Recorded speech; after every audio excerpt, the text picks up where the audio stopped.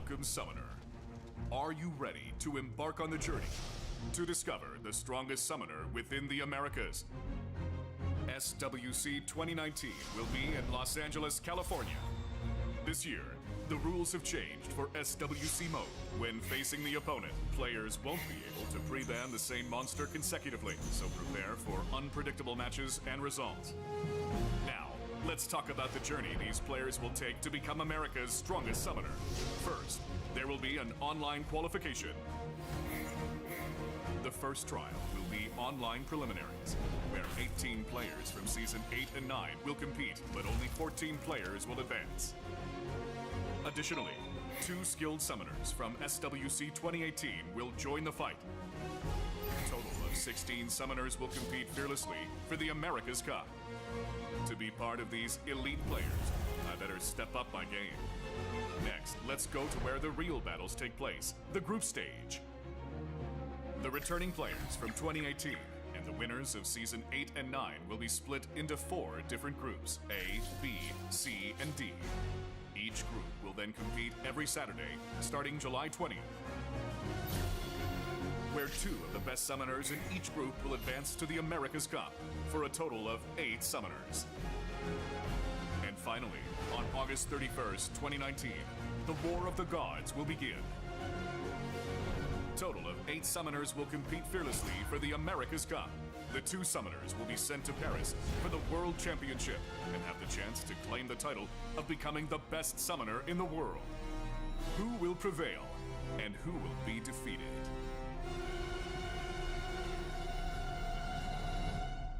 So get ready and don't miss your chance to be part of Summoner's War History.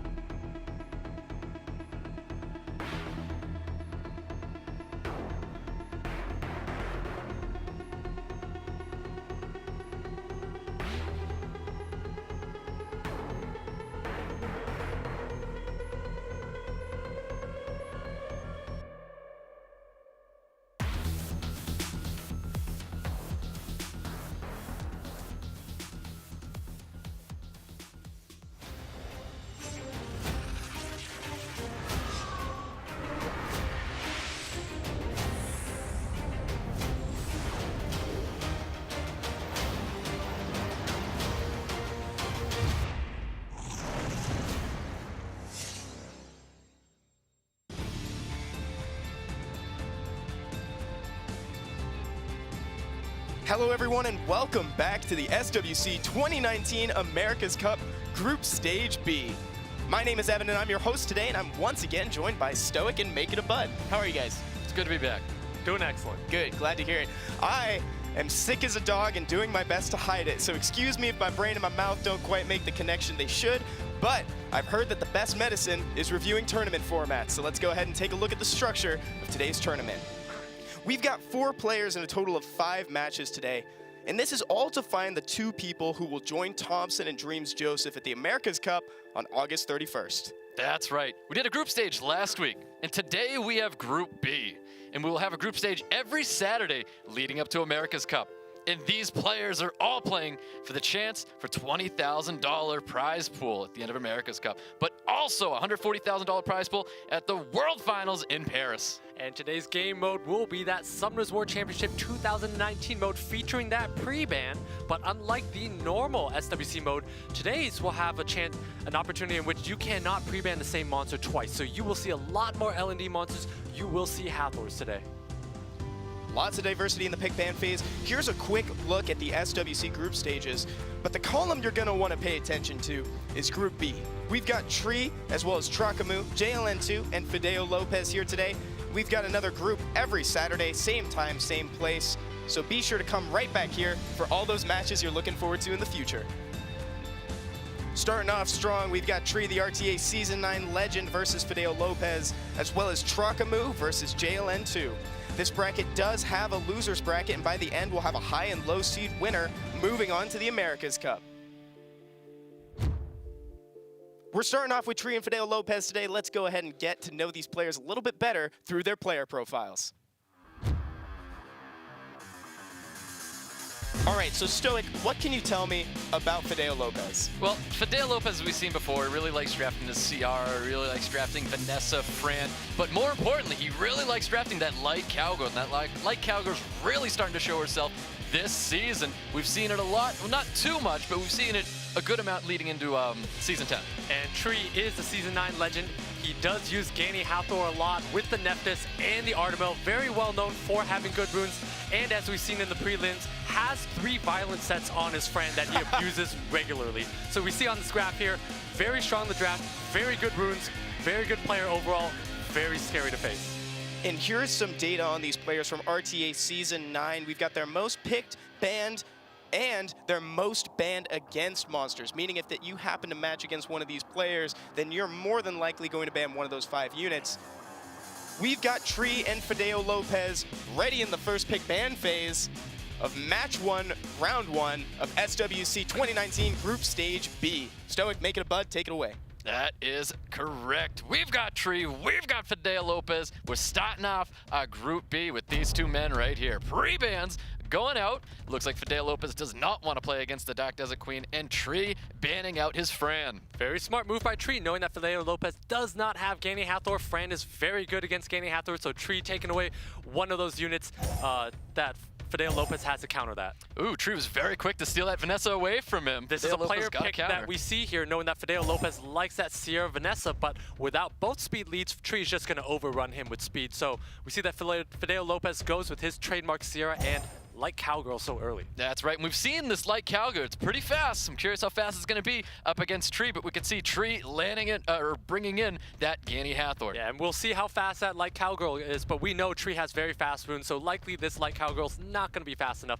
Tree with that Gani Hathor, so he's going to be locking down FideoLopez. FideoLopez should be thinking about Josephine at some point because he's going to be slept for a long time this game. That's right, FideoLopez locking in Vertiheel and Aegir. Now this is a draft we've seen before from FideoLopez. We see this all the time from FideoLopez. I do like it a lot because it presents a lot of damage with that Aegir and that defense break from the light cowgirl, and that tells me he's going to be breaking apart the Gani Hathor combo from Tree, but Tree is going with a very interesting pick with the Leo and the Diana here. I believe this is our first Leo all SWC America's Cup. It is. It is so far, and at the same time, this tells me Tree is banning that Vertiheel because bringing in a Leo into Vertiheel and letting that Vertiheel through is suicide, and at the same time, Sierra and Aegir do pretty well against Leo, so I'm not sure about this Leo pick, to be honest here. Vertiheel is banned, Hathor is banned because FideoLopez does not want to go sleep here. I do actually favor FideoLopez's draft a bit. He has a lot more threat on the table. Hopefully he can really make that threat. And when this match does start, he did round up his draft using that Rogue. So let's keep that in mind. I'm curious how that's going to favor FideoLopez here in this match. All right, guys. Turns going out. We know Leo's taking first turn. We'll be able to see who he's going to start focusing out, and he's going to start working on that light cowgirl. And FideoLopez has 2 units on Will, so we know that they will be popping off and doing a lot of damage here. So FideoLopez has a chance to do a lot of damage from the get-go. Yep, he was able to reset the Water Barbarian King, which was nice. Big resist on the Leo. We know that's definitely a high resist on Leo. So CR missing a bomb. That is not what Fideo needs right now. Not what Fideo needs, but what Tree needs at the moment here, because Tree needs FideoLopez to run out of steam early. That's a lot of damage coming from that rope. That was a lot of damage. We get an additional turn with a defense break sitting on Leo. He's got a bunch of dots. It's not looking good for him. That is it. Going to be Leo gets revived with the Vanessa passive. He's attack buff. Can he drop it? Does not drop. Leo, he is still up. We're going to see Leo go ham next because Leo's got a torrent up and it's going to kill a unit off the bat here. That's definitely what's going to be happening here. You can see Diana's going to start focusing out Light Cowgirl. Not looking good for Light Cowgirl. She's really, really low. If he lands this defense break, he does. If he Vile procs, he's going to be able to drop it. Does not Vile proc. He may be able to finish with the Diana. Oh, and there it is, and he's able to get an additional turn as well. We're going to see him target probably the Aegir, and he does, goes right onto Aegir's. A really squishy. Diana putting in so much work right now, landing that stun. We still have an ignored defense torrent waiting. And Vanessa gets ventilated here, so Leo is not going to go down here. And if this Leo does not go down, it's going to torrent something and kill it. And it may still kill it right now anyway. That is still 30%. That is still torrent range. Bomb sitting on Diana. Torrent's coming out. Finishes off that rope. Vanessa's up. We're looking at a defense break. No defense break, but he's able to drop that Water Barbarian King. Bomb sitting on Diana. Chooses not to set it off and just cycle a little bit of turns. FideoLopez concedes after that one. Tree's taking round 1. Tree with the round 1 win and the first Leo Torrent of SWC 2019 America's Cup. That is hype. That is what I love to see, man. That was a fast match. One of the fastest matches we've seen here. And I think a lot of that was that Light Cowgirl's way too squishy. That Diana melted right through it. Had no chance. Obviously, it procced at the end because that Diana also has additional violence sets on it, but it did not matter. That Light Cowgirl went down. FideoLopez had no chance in that game. But not just that, the Rogue actually did Rogue things. We were able to get that defense break. And it wasn't enough. It wasn't enough, but it was exciting to see that. Exciting to see, but it fell flat, so we'll see if he can pivot and maybe adjust from there. That's right. We'll have to see if he can adjust in this next round. We got these players ready in the pick ban phase for round 2 of match 1. Take it away, guys. We go, guys. That was an exciting first match. Maybe we're going to see another one coming from FideoLopez and Tree as well. You can see the pre-bans here. Those were originally before. We're going to get some new pre-bans coming from these 2 men. And so we will see that Nephthys in action from Tree this time here. We see that pre-ban on Hathor from FideoLopez and the pre-ban on Vanessa from Tree. So that tells me that Tree is probably going to favor taking a Sierra earlier or just plans out speed with that Nephthys. Yep, that is right. No Gani Hathor is going to be out here on this match. Not like we saw the Gani Hathor in last match either, though. So FideoLopez taking that Fran away from Tree. And Tree does not have a Hathor at this point here, but does have Nephthys. Probably not going to take Nephthys early. Never mind. He does take the Nephthys early, even though FideoLopez does not have one because Tree just wants to lock in a speed lead, does not care. Yep, so Tree drafting Nephthys and Gani. FideoLopez locking in his 2 double drafts like last time, the Ciara and the Light Cowgirl. FideoLopez going with his trademark Light Cowgirl that is a little bit too slow for Tree. Tree is going to be able to take advantage of the speed of that. Tree is going with that Tiana that we've seen a lot. We've seen it pre-banned against him a lot. Tree just wants to end this game early with that Nephthys Tiana Gani combo. Now he's not bringing as much damage as Fideo, but he is bringing a lot of control here. The Tiana and the Vertiheal being a very, very good draft. Yeah, and actually that Nephthys is going to turn all 3. Actually, Tree is bringing in 4 damage units because that Nephthys turns everything into a damage unit. FideoLopez bringing in that Rogue again. Wants to counter damage with damage here. Not so sure about this draft though because he's sitting at a very low speed here, which exploits him to Tree. Tells me that the ban from FideoLopez's side is going to be a Tiana. Whoa, all right, so Fideo wraps up his draft with the Rogue and the Odin, bringing a lot of heat to this fire here. And then we have Tree bringing in the Light Vampire. I'm not sure about this because FideoLopez does have Will runes and Tree is susceptible to that. So FideoLopez is on Will, Tree is in a lot of trouble. Yes, this is going to be an interesting second match between Tree and FideoLopez. Let's see who takes first turn here. We have Nephthys taking first turn. But Nephthys not doing very much, only locking down 1 unit, so FideoLopez is going to tee off.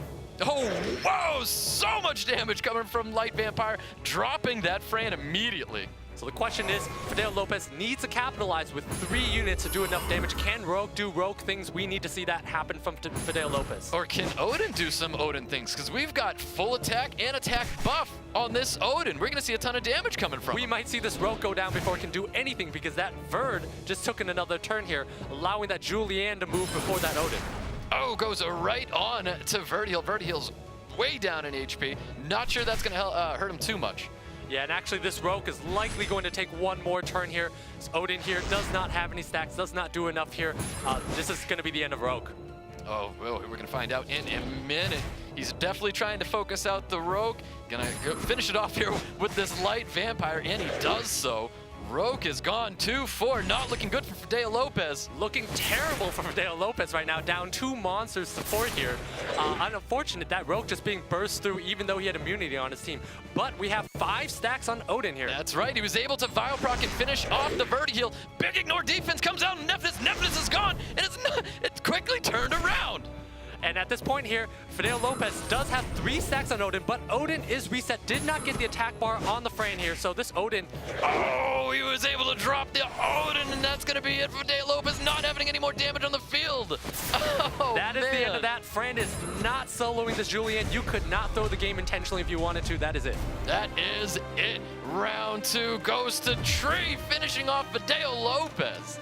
Tree is moving on in our bracket today, the winner of match 1 of Group Stage B in the SWC 2019 America's Cup. Fideo almost looked like he had it at the end there. He almost turned it around, but Tree was so dominant, making him play at a deficit from the very beginning by sniping that Light Cowgirl. They were both just so aggressive, and I love seeing that, man. This is SWC. I want to see how aggressive these 2 players are, and they came in very, very aggressive. And that aggressiveness led to quick games. We saw that game end within 2 minutes there. And actually, the issue there was just that FideoLopez's team melted. 2 units dead, even through immunity, right? That Rogue was kind of hanging on for dear life and couldn't really hang on too long. Right.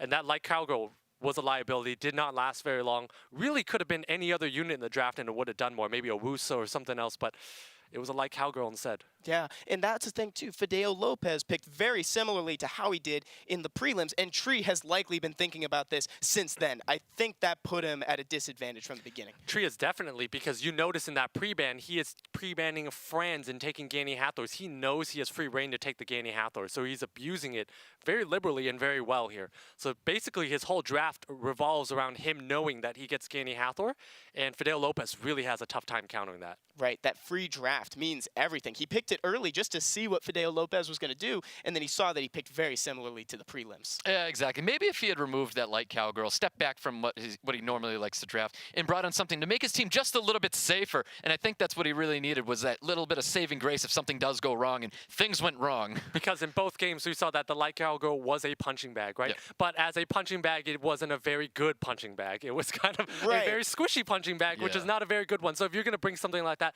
take a Triana, take a Wusa, take something else that kind of supports the team a bit more. Light Cowgirl, not enough aggression because Tree's too fast for the Light Cowgirl.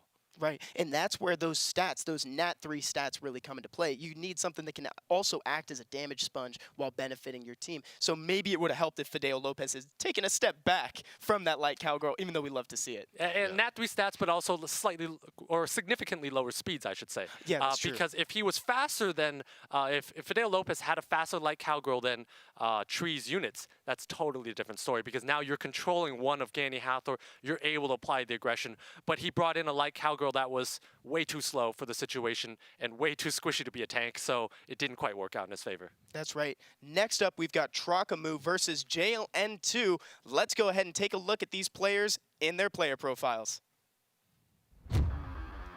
There we go. So we've got Trokamoo coming up next. Stoic, what can you tell me about him? All right, fellow SSA member, fairly new, not super new, but I mean, he's been here for a good while now. Trokamoo, one of our great players we have in SSA. We know he's got that Gianna pick. He does have some rune quality under his belt, so he's able to take a lot of first turns, gain some early game control, and hopefully we'll see that here against JLN2.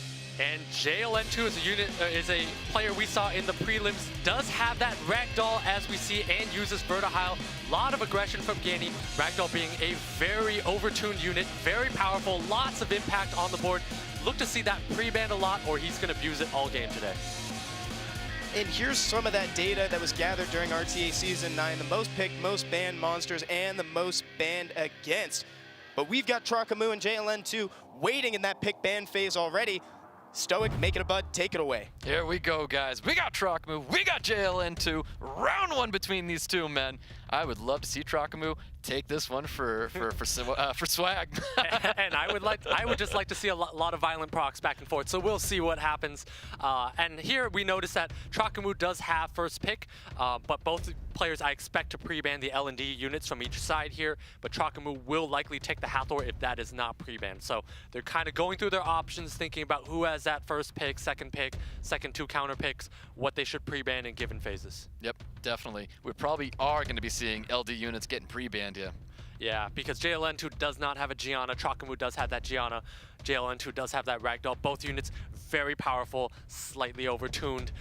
So in this situation here, will swing the tide of the game. And there they are. LD Nat 5s are banned. Trokamoo does have another LD Nat 5 in his arsenal, so I'm very curious if we're going to see it or not. Would love to see the Asthma today, but don't know if we're going to see it. We're going to see Trokamoo probably take the Hathor, taking the conservative pick of the also overtuned Elemental Nat 5 of Hathor. So we'll see if that comes out here. But he could also very well take a Fran, knowing that Gianna's not on the table, or Ganymede. But I really anticipate seeing that Hathor. And there it is, taking that Hathor away from JLN2. I think Trokamoo can definitely reach into JLN2's box here for a lot of his drafting. It's a lot of similar things that he likes to take himself. Yep, and JLN2, they do share a lot of units. JLN2 going with that Sierra, knowing that Trokamoo likely takes a Sierra with this Gianna. Taking Ganymede, I think we're going to see a Fran from Trokamoo, and we do see him counter with a speed lead as well. That's right, Fran Vanessa. It's a strong combination as well. Very curious to see what Trokamoo might draft after this. I mean, Daphnis is looking pretty strong. Daphnis looks very strong on both sides of the field here. If JLN2 takes it, that's a lot of pressure he's putting on this Vanessa, and if he bans that Hathor, Trokamoo has no way to deal with his Daphnis. So Daphnis, an incredibly strong pick here. Very easy to exploit Trokamoo, and he can also take an Okeanos here, knowing that he has a speed lead and can control that Hathor. All right, JLN2 looking to draft his Water Monkey King Vertiheel.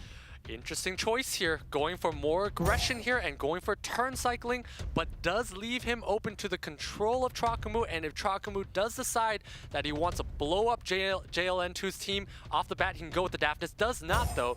Goes with a Diana and a Josephine. Yeah, goes with Diana Josephine. We're probably going to see an Antares draft and let that Diana through, and that's why that Josephine is there to help support that Diana. But Josephine's also a weird pick because JLN2 does not really have a lot of CC in this situation. So I'm not sure about this Josephine. It does kind of counter Sierra, but on its own does not do enough because JLN2 does not have enough control here. So we might see an Antares pick here, or we might find some other big damage dealer from JLN2. Now JLN2's not showing a ton of sustain, or no sustain at all on his team, wrapping up his draft with an Ethna. I think the Ethna is a response towards that Josephine, but Ciara in the same position could be a response to that Josephine as well. Could be as well, and we might see a ban on either Diana or Hathor here because Hathor, JLN2 currently does not have an answer to that Hathor if Gani gets banned out, so Hathor likely the ban here, should be the ban. Trokamoo probably likely going to take the speed lead or the Vertihile out from JLN2's side because those two are very dangerous. I agree 100% that the Hathor should have been banned. He does not ban Hathor.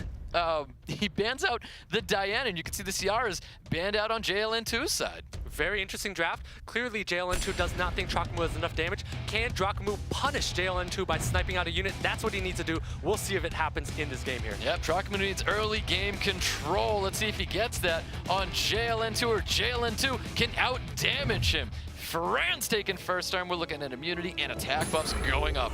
And actually, that Hathor needs to throw skill 3 down because that Water Monkey moves in front of Gani, and this Hathor will get reset if it does not throw down skill 3 anyways right now. He might possibly just skill 2 that Ganymede as well. No! Goes in for the third skill, putting down Vertiheel and Ethna. It gets resisted by the Ethna. Highly unfortunate here, but at the same time, this gives Trokamoo a target to go after the Ethna, to go for the kill here. But JLN2 is going to be able to start showing aggression with that Water Monkey, Gani, and Ethna. Here goes the strip onto Josephine. Does land all the strips, and it's a pretty good amount of damage as well. Lands that reset onto Josephine. Josephine's not going to have her passive ready. And at this point here, Trokamoo really needs a land defense break on a unit that will stick. Goes after the Ethna. I'm not sure about this because Ethna's going to be able to cycle and get rid of this defense break here. So questionable choice of target there from Trokamoo's side. Yep, that is right. He also doesn't have the passive upper Josephine. If he goes for the second skill, or he can go for the third skill, if he lands that stun, no shields are going up, lands that defense break onto Josephine here, but it also gets that additional turn. Yeah, and at this point here, you notice JLN2's Ethna's not going to have a defense break on it. So kind of a wasted defense break, and now Trokamoo does not have a way to burst down JLN2's side. Yep, that's Dangerous right. position. All right, he's probably going to cleanse up that defense break. Does so, looking to attack break, or possibly push the attack bar of Ganymede. Chooses to go after the Ethna, probably wants to do a little bit of damage and reduce the damage from the Ethna here. So fair choice there. Trokamoo needs to be able to control this Water Monkey at some point because those all or nothing skill twos are going to do a lot. It's definitely going to be doing a lot. Stuns go out. We do not have the passive. That is an AoE stun, stunning everybody up here. JLN2's Monkey probably on Violent and Despair. That is 3 units stunned up on Trokamoo's side here. So highly unfortunate for Trokamoo. I think he needs to get a stun. Really looking for that stun. Lands that stun onto Ethna. That was nice for Trokamoo's side here. Very nice for Trokamoo. Able to prevent some damage coming out from the Ethna. Ethna's dropping very soon here. Yep, that's right. We're just going to see a third skill onto the Fran. If he removes a Fran, no sustain's going to be on Trokamoo's side. Does he have the damage? And keep in mind here, this Vertihile is about to wake up. Once this Vertihile wakes up, JLN2 is going to be able to ride that thing to victory because it's going to give his team a lot of turns. That's correct. Ventilate goes out onto the Water Monkey King. Water Monkey King has his skills up again. We could see an all or nothing. We could see a third skill coming from Water Monkey. We're going to see likely an all or nothing, but at the same time, Josephine does have his passive up, so Water Monkey not going to be able to do as much as it normally does here. And Fran does have its heal, so it's going to be able to pick itself up here. Yep, heals himself up. I mean, he was begging for a violent proc on that one, though. Begging for a violent proc, but did not get it. But at the same time, I think Trokamoo's in a pretty good spot here. JLN2 does not have sustain. Oh, all or nothing comes out, getting the stuns on to Hathor and Vanessa, popping the passive onto Josephine. Josephine's going to up here either dropping this Ethna or gaining control. Should be dropping this Ethna here because you want to remove a unit off the table. Does not proc there, so Ethna lives one more turn. Ooh. We're going to see a Fran going before this Ethna. Those are some close attack bars. You're going to see a Vertihile go before the Ethna, so JLN2's team is going to go in front. Actually, you may even see the Ganymede move in front of the Fran here because of that Vertihile. So there's a lot of damage coming out from JLN2's side here. This Vertihile is going to be doing work. That is right. He was able to apply all that damage onto Fran, going for a first skill stun onto Fran from the Water Monkey King. Here comes Vertihile to finish off the Josephine. Going to be no, he's going to finish out the bars. Fran here and kill it again with the Ethna.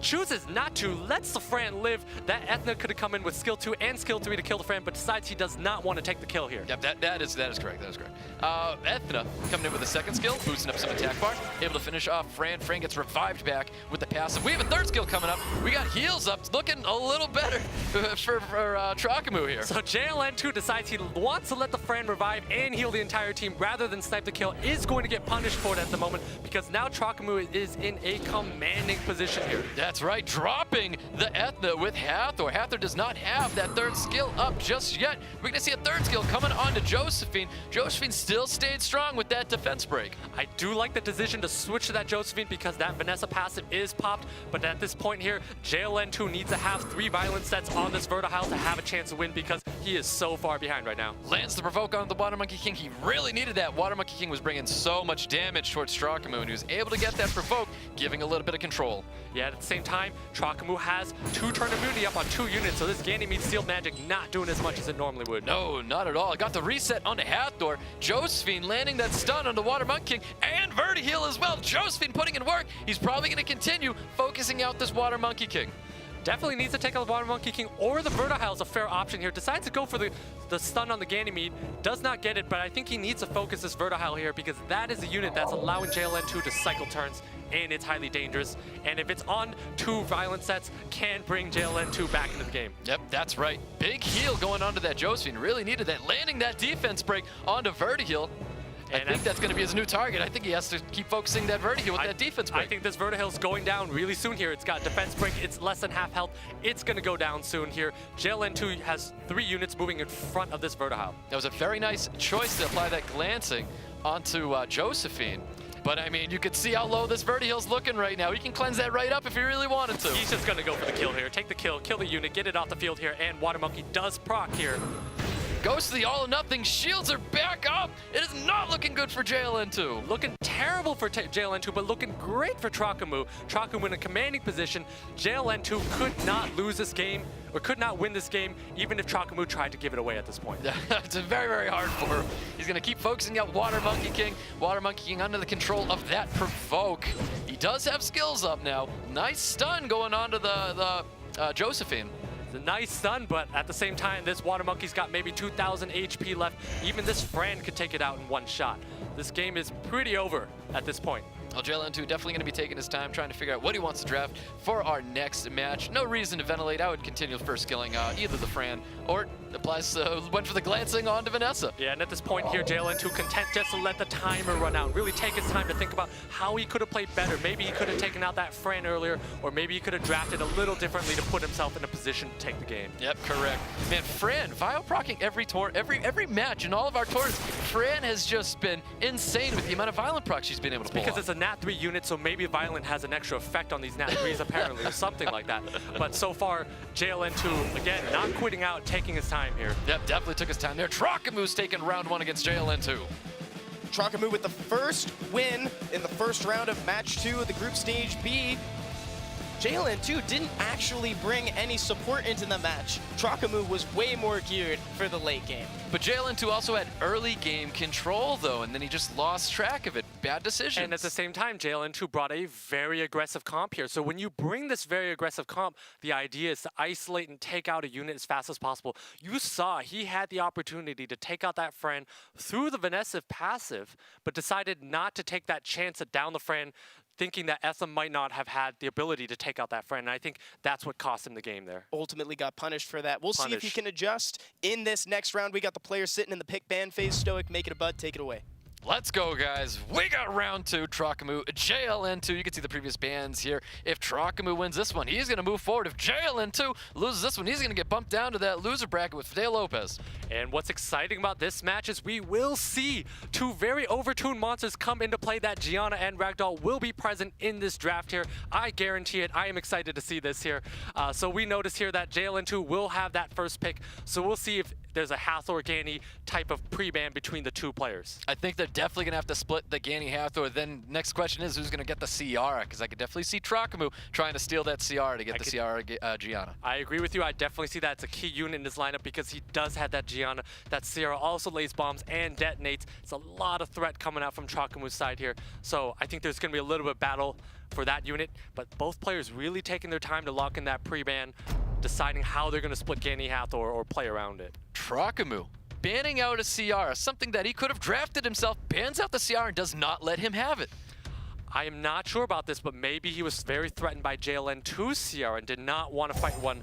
And maybe it's going to prioritize the Vanessa more. JLN2 going with a very standard Hathor pick, which is extra strong knowing that Fran is pre-banned. That's right. I mean, Fran being pre-banned, he just took a unit out of his own pool as well. I feel like that's crazy to see a Ciara missing and a Fran missing, something that is playing against both of them. It's a little interesting to see those 2 units pre-banned, but at the same time, it makes sense for JLN2's because he knows he's going to get first pick, so he's going to take that Hathor. And without a Fran in play, Hathor is a lot stronger. Trokamoo splitting that Gani Hathor, as you mentioned earlier, taking that LD Nat 5 Gianna early on, establishing that he is going to play his best unit in his monster pool. Will JLN2 counter with the LD Nat 5 of his own? Think we're going to see a Ragdoll at some point in the game. The question is just, when are we going to see it here? Oh, a little early on the Gianna, probably didn't want him to somehow summon that before we went into these next drafts. A little early on that, but again, JLN2 does go with that trademark Ragdoll. If you have a Ragdoll, it is good in every draft. So he takes it here. And the Josephine to counter the Gianna, which tells me he's going to leave the Gianna in, which is a good pick from JLN2. But keep in mind, Gianna does have extra damage from that bomb there, so. Yep. I love the Josephine and Ragdoll draft. Something I do often myself as well. We see Trokamoo's going to lock in Okeanos and Triana. Now the Okeanos, that is not something you want to draft into Ragdoll. Ragdoll is 100% going to be the ban. 100% going to be the ban here, but Trokamoo is basically playing his hand face up here, all out control here. JLN2 can abuse this with Raccoonis, with Water Mermaids, with Antares. He can do all kinds of ways to counter this because he can create a draft here and just ban out the 5th unit of Trokamoo's. Goes with the Aegir, which is not a very good pick into Trokamoo's lineup, but the Antares is decent. Yep, the Antares I think is definitely a fine unit. He's going to need that little bit of RNG going up against Trokamoo's control. He's going to need a lot of RNG going up against Trokamoo's control here because this Aegir's a sitting duck. He's going to need that thing to proc here. Trokamoo rounding out with the Water Monkey. Very good pick here. Makes a lot of sense. Does damage, controls, does a bit of everything. That's right. So you can tell the Ragdoll's going to be banned in this one. That Water Monkey is 100% a response to both Aegir and that Antares. Going to be banned. I would like to see a Gani ban from JLN too because Trokamoo's team is kind of held up by that resetter here. Okeanos, there we go. We see the bans on the Ganymede, on the Ragdoll. Both players are banning intelligently here. Very good to see that here. I do favor JLN2 side a bit here because he has Antares and Josephine. Really? I mean, there's a lot of RNG on JLN2's side, but I mean, I'd have to give it to Trokamoo. I think Trokamoo is going to have the control in this one. We'll see. Violent sets have been doing a lot of work this tournament. If that remains true, JLN2 may have the upper hand here, but we will see what happens. All right, guys. We can see leader skills going out. Trokamoo going with an accuracy leader skill. JLN2 going with the resistance leader skill. All right, guys. We got round 2 between JLN2 and Trokamoo. Trokamoo, let's take this one for swag, man. And you can see first turn coming from JLN2. We have a very, very fast Aegir. That Whoa! Must be a swift Aegir. I'm not sure about that target, but that's a fast Hathor as well. Trokamoo's going to go to sleep here. Trokamoo, I don't think he was expecting him to take first turn using a resistant leader skill. There was no speed lead going in here. He did miss that strip onto the Water Monkey King, but you can see we've got Gianna sleeping. Everybody's sleeping on Trokamoo's side minus that Water Monkey King. Everyone's asleep here. JLN2 rolling out with the premium strategies here. We did not expect this here. JLN2 does need to capitalize and does need to take out the Water Monkey before Trokamoo's side comes online, though. Yeah, that's right. Able to get that provoke, no stun onto the Water Monkey King. Branding effect goes out from the Jaeger. We're going to see an attack break. Probably go on to him. He's going to hold on to that second skill. Goes for the attack break onto the Water Monkey. You can tell he's really trying to focus that unit out. We get a proc from Antares. Antares going in for a first skill. Changes attention. And we see another proc coming from Antares. This is an Antares we see a lot on the ladder here, doing a lot of damage, constantly procking, and this Water Monkey's almost dead. That's right. Josephine applying more damage onto Water Monkey King. He's probably going to put someone to sleep here. And actually, JLN2 in a commanding position because once that Water Monkey goes down, Trokamoo does not have clean answers to this Aegir that's going to go crazy. Yep, that is correct. So he was not able to get that sleep onto the Tiana. He would have had that cleanse coming, but he did not. The Water Monkey King did drop. Water Monkey King drops here. Trokamoo is very light on damage. There's an Aegir on the other side of the field and a Josephine and an Antares. If I'm Trokamoo, there is no way I can put up with that type of damage coming in. Yeah, no way. He was able to sleep the Antares and the Jaeger. Passive gets popped by the Josephine. Josephine lands that provoke onto Gianna. Yeah, so at this point here, Trokamoo massively behind here, does not have enough damage. When does JLN2 hit the auto button? We'll see when that happens here because this is highly in favor of JLN2. All right, we're gonna see a cleanse coming from Tiana. We're not. We saw our defense break onto Aegir. Yeah, we definitely don't see the cleanse there because 2 units were stunned up on JLN2's side. That's a lot of damage coming out.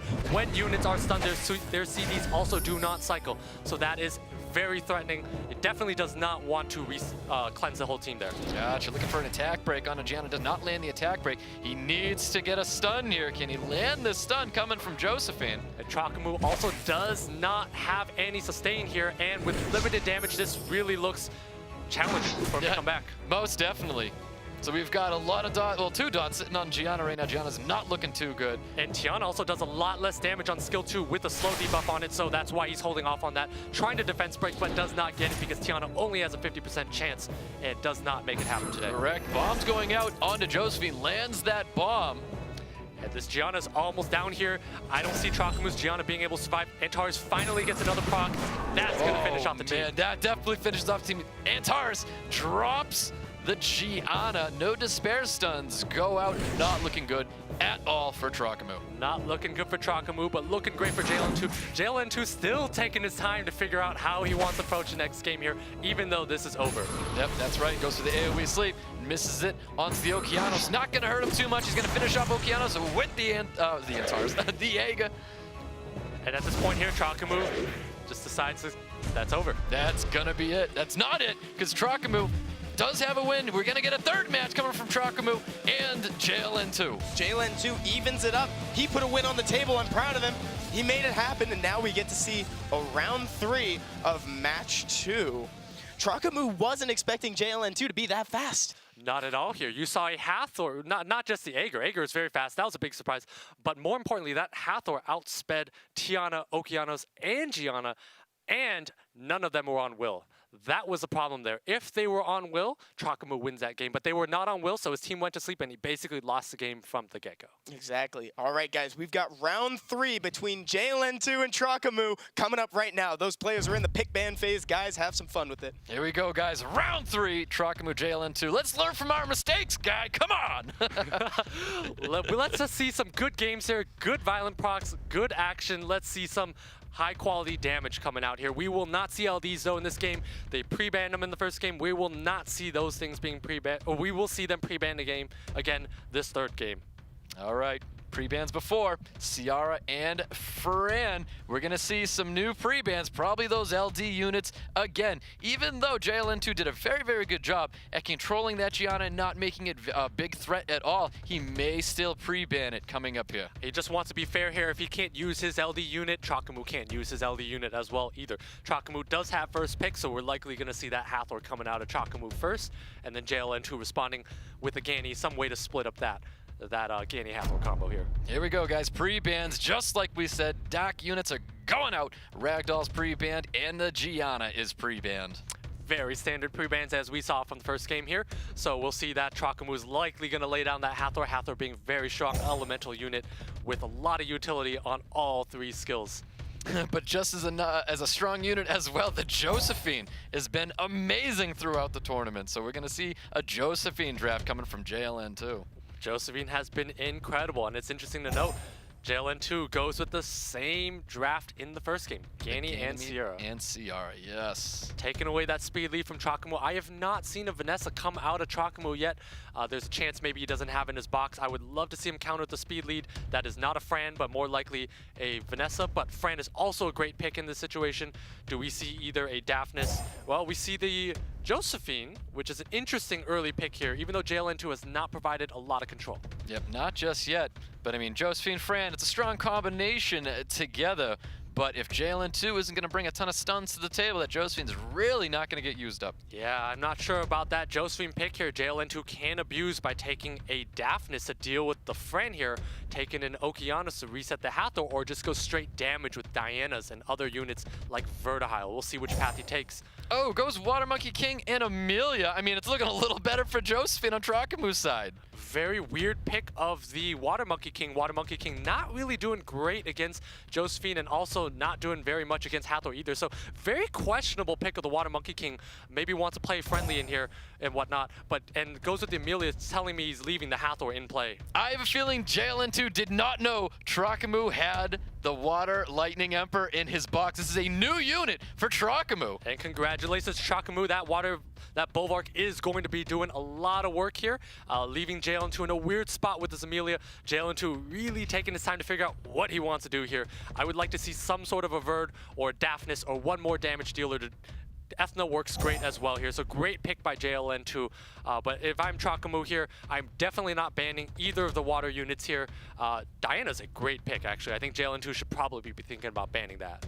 Most definitely. I mean, he has the immunity going up against this Hathor, but then the Bulwark is going to take advantage of all of those buffs Amelia's going to bring to the table. Absolutely, but at the same time, this Bulwark, JLN2 does have control over that Amelia, so if he chooses, he can leave it in pony form here and not let that Bulwark do anything. I personally like both of these drafts right now. I like both of these drafts here. I do give the edge to Trokamoo a little bit. We will see that Diana do work. If that Diana has been doing what we saw in the prelims with Why Cause I'm a G's Diana, Trokamoo's going to be in a good position here. If only. So you can see the bans are going out. Fran and Ciara getting banned here. At the same time, Trokamoo does not have sustain, but has shields from this Josephine. So that Josephine's going to be very effective against this Water Monkey and Ethna here. Well, this Bulwark's going to bring some interesting sustain to the table, especially if Amelia's going to take those turns like we've seen it before. And here we go, guys. Trokamoo JLN2, round 3. And Ethna's taking first turn. JLN2's team is very fast. All 4 units are moving in front of Trokamoo's here. So we'll see. Likely going to strip the Hathor or the Diana here. Interesting choice. Went for the Diana, does not get a Despair Stun onto Diana. He could go for an all or nothing, but I mean, we do have Will on that Bulwark, and Bulwark's got his 5 stacks right now. Actually, I really like Trokamoo's position. He is set up and primed with this Bulwark to then go in with a Diana. There's a lot of damage that happens after he deals with this attack bar reset from the Ganymede. There we go, he's able to reset the Josephine, so Josephine does not have that passive up. He's free to go into immunity form, into human form, getting all that immunity because Bulwark cannot gain any more stacks of knowledge. Trokamoo's gonna need to sleep this Water Monkey because if this Water Monkey or Ethna get a lot of stuns off, Trokamoo might not be able to get his damage off. So Trokamoo needs to figure out how he's gonna enable that with this Hathor. He needs to make a sleep on the Ethna or the Water Monkey. Ooh, was able to get that sleep onto Ethna, and we're gonna see a first skill probably coming out on somebody. It doesn't really need to be anybody at this point. Probably gonna poke that Amelia. I think Trokamoo needs to do damage and kill that Amelia as soon as possible here. Whoa, big stuns going out, stunning everybody up. Now Bulwark is sitting on those 5 stacks of knowledge, not able to use that skill right now. That is a premium Water Monkey, stunning 1 win unit, 2 water units. Ganymede's coming up soon here. That was a choice time to to transform into human form. He's looking to go for some turn cycle, who's able to go back into unicorn form without that Ganymede taking a turn. Or very good observation there. Trokamoo getting a little bit lucky here, but Ganymede does not have sealed magic either here, but at the same time does have the ability to refresh that Ethna or the Water Monkey to deal in more damage. Chooses just to apply Glancing to the Diana though. Yep, applying that Glancing, stopping Diana from taking a turn, unless of course it does Vile proc. We're looking at a first skill coming from JLN2 onto the Josephine. We'll see how many stuns this Despair Ethna gets. 2 stuns are going out. Hathor and Bulwark get stunned up. They both get defense broken, but again, we're not seeing a defense break or a stun onto the Diana. I feel like Trokamoo was thinking about transforming, but chose not to. Very wise, not going for it, but Trokamoo in a tough situation here with 2 units stunned up and defense broken. That's right. We're going to see a Ventilate onto either Water Monkey King or Ethna. There it is on Ethna, getting Vile proc. Reapplying the Glancing does not land the second, the 2-turn Glancing onto Diana. And Ethna here having all of its skills up again. It's going to be doing a lot of damage now with the skill 3. Oh, there's stuns everywhere. Everybody gets stunned up by that Ethna. Everyone gets stunned up, and that's a lot of damage coming with Ethna's 3rd skill coming up right now. Yep, that's right. He was able to use that 3rd skill onto Diana. Diana's looking real low right now. Goes for the capture to finish off that Diana, and does so. JLN2 is able to drop that Diana. So at this point here, JLN2 in a commanding position. Ganymede does have sealed magic up. That is too much tempo. Once this Bulwark goes down, that is the end of the game. Very commanding position. He was able to stop this Bull from taking any turns. He re-stuns everybody up with that Water Monkey King's 2nd skill. We're looking at a first skill coming out on Ethna, not able to do enough damage. 3rd skill's coming out. Can he drop the Josephine? And he does! Josephine's gone. Not looking good. Trokamoo in a lot of trouble. There goes his Bulwark, and he's going to continue going down this Hathor here, and that is going to be it. JLN2 takes round 3 against Trokamoo. Man! JLN2 continues on in the winner's bracket, sending Trokamoo down into loser's bracket. Congratulations to JLN2 for moving forward. And he showed incredible confidence in his team by banning out that Fran. He knew he could control Trokamoo's team. And he did that so because he had the Ethna and the Water Monkey and the Ganymede, all units that need your opponent not to have immunity. And JLN2 very confident in his speeds. All 4 units went in front of Trokamoo's. So Trokamoo had the damage lined up, but the damage never went through. Exactly. I was super nervous when I saw that both Hathor, the Wind Desert Queen, and Bulwark, the Water Lightning Emperor, made it into the match. But JLN2, he handled it so well. Yeah, he really, really did. I mean, just stopping that Bulwark taking any turns was really, really big, because you would think, like, oh, there's Amelia on the field, and then we have Bulwark here. Like, Bulwark's gonna totally wreck face, and he did not. Not at all. He was able to control that Bulwark, and he did not get a single turn. He was sitting there with 5 stacks of knowledge. That whole match, and not a single skill came from that Bulwark. That's right. He just sat at 5 stacks the whole time, letting that Water Unicorn do whatever she wanted to do. There we go. We got JLN2 moving forward along with Tree. We're going to be going to a short break, but we'll have a lot more exciting matches coming up shortly. See you back here in a minute.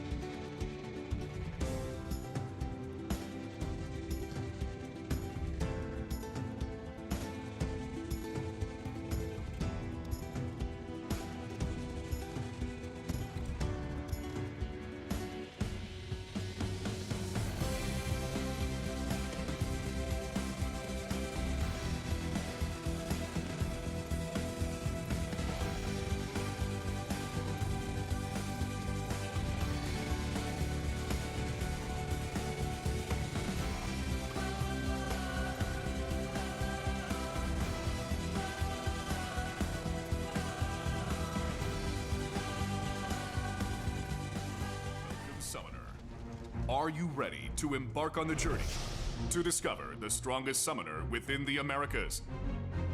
SWC2019 will be in Los Angeles, California. This year, the rules have changed for SWC mode. When facing the opponent, players won't be able to pre-ban the same monster consecutively, so prepare for unpredictable matches and results. Now, let's talk about the journey these players will take to become America's strongest summoner. First, there will be an online qualification. The first trial will be online preliminaries, where 18 players from Season 8 and 9 will compete, but only 14 players will advance. Additionally, 2 skilled summoners from SWC 2018 will join the fight. A total of 16 summoners will compete fearlessly for the America's Cup. To be part of these elite players, I better step up my game. Next, let's go to where the real battles take place, the group stage. The returning players from 2018 and the winners of Season 8 and 9 will be split into 4 different groups, A, B, C, and D. Each group will then compete every Saturday, starting July 20th. Where 2 of the best summoners in each group will advance to the America's Cup, for a total of 8 summoners. And finally, on August 31st, 2019, the War of the Gods will begin. Total of 8 summoners will compete fearlessly for the America's Cup. The 2 summoners will be sent to Paris for the World Championship and have the chance to claim the title of becoming the best summoner in the world. Who will prevail and who will be defeated?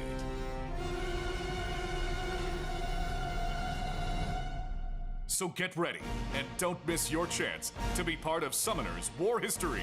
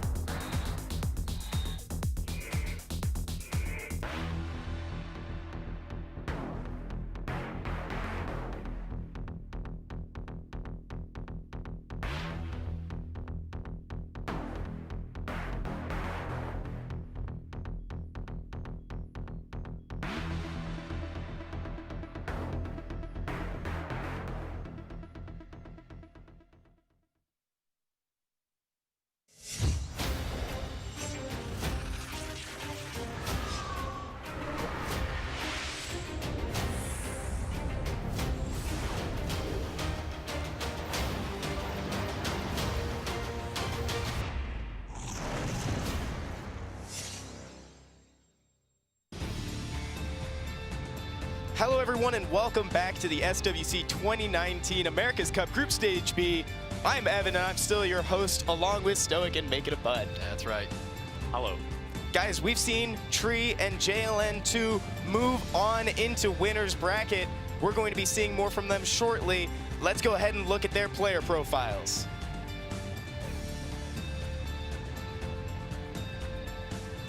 There we go, guys. So what can you tell me about Tree? Tree is the Season 9 legend player, uses Ganny Hathor a lot, and does also have a very strong Vanessa and Nephthys and Artemil and apparently Julianne today. So very strong LD monsters, has a lot of luck, and very good at the pick ban.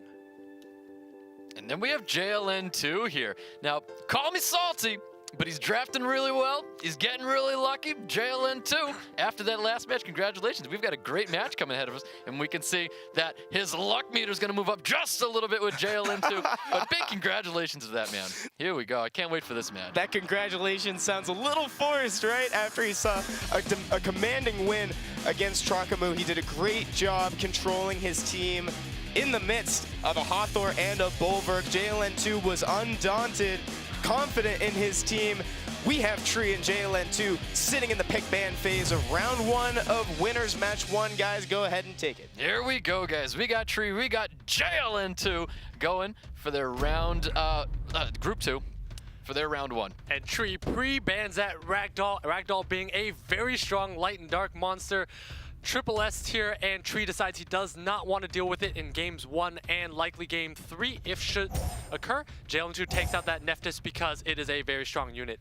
Tree interestingly goes for the Ganny over the Hathor first. Yeah, taking that away from JLN2, but I think JLN2 is going to respond with that Hathor, not letting him have it, and the Josephine on top of it. And so interestingly enough, goes with the Josephine, even though Tree has not shown any form of control here. I highly disagree with this pick here. I think JLN2 is playing way too strongly to the counter of control and opens him up to a Diana later on down the line here. That's right. Tree is going to draft the Vanessa in the Fran, showing a little bit of aggression, sustain on his team. Very standard picks from Tree here, going with the speed lead and defense break, and lots of sustain and 3 violent sets on this Fran here. So very powerful lineup from Tree here. We're likely going to see some sort of Vertihile. I'd like to see a Daphnis from JLN's side to threaten Tree here. So I'd like to see a Daphnis that would force Tree to bring in some sort of Resetter or Water Monkey.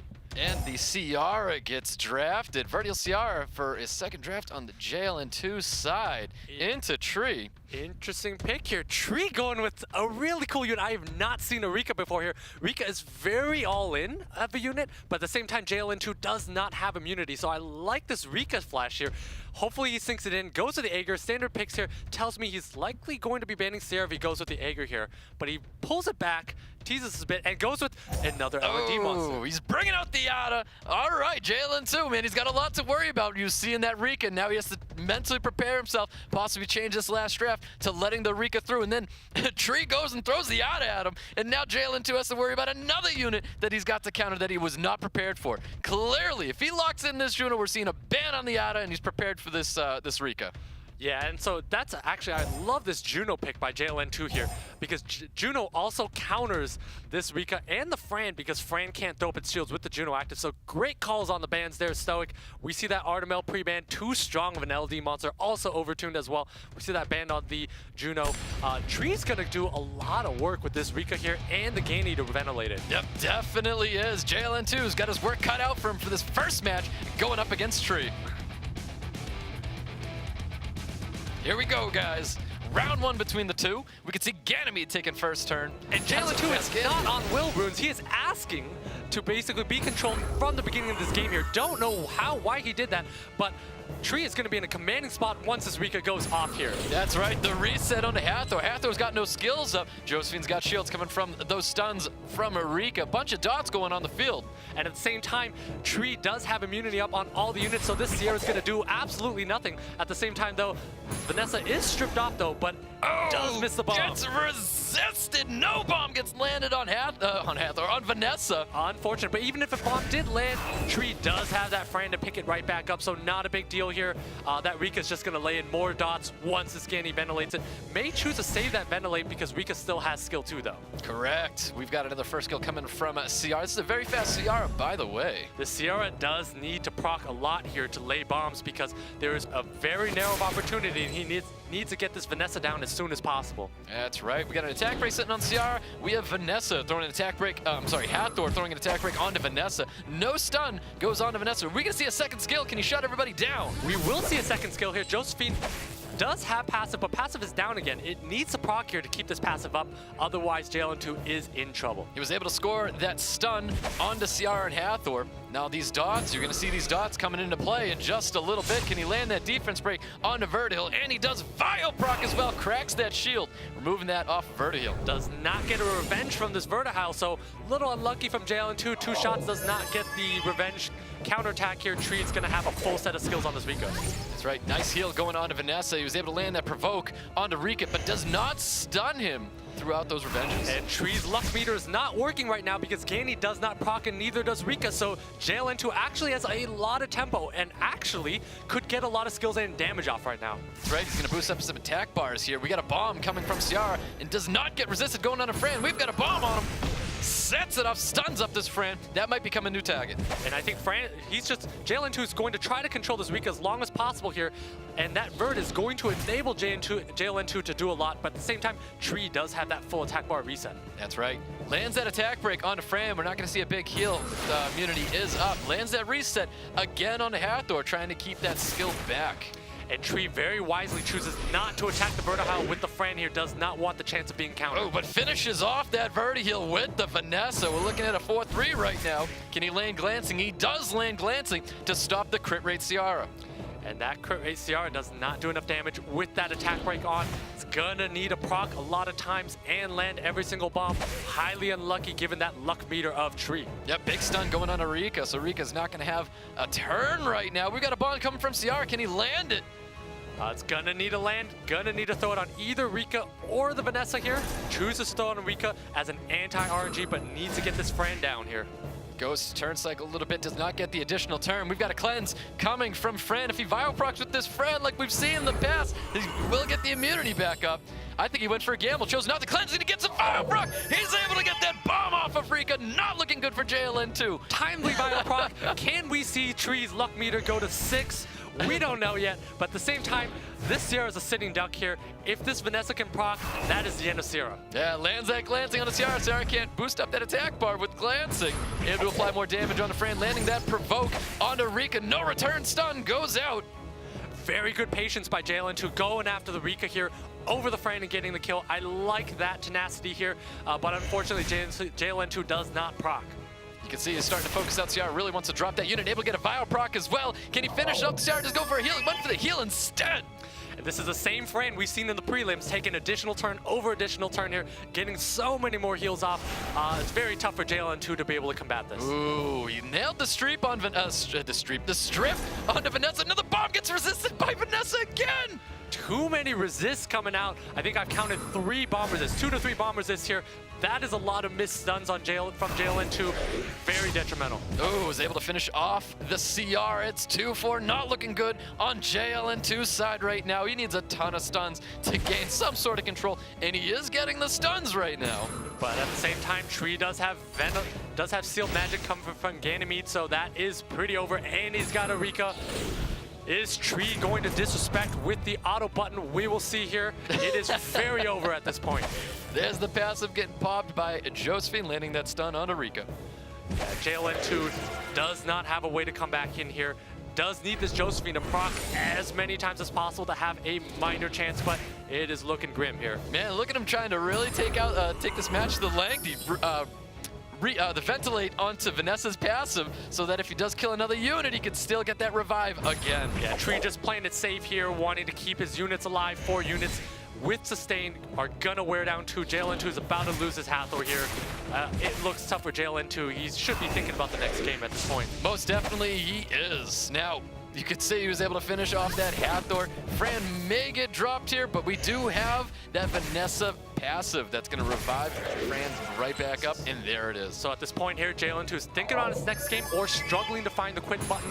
We don't know yet, but either way, this game is going to be over very soon once this Josephine goes down. And there it is. Vanessa finishes off that Josephine. That's going to be it for round 1 between Tree and JLN2. Tree's starting us off with a strong win against JLN2, possibly bringing him one step closer again. One of the tickets to America's Cup is on the line here. Whoever wins here is going to be our high seed winner of the day. Man, he actually banked on getting that proc from Fran and got it. I love that trust. Fran is just an unbelievable unit. What a Nat 6. It is honestly incredible because he could have went for the cleanse onto the bomb but chose not to. And he went for the immunity and still got the cleanse off. Incredible in Tree's hands. Very dangerous unit. I have not seen that many additional turns ever, except on the ladder or in Tree's hands.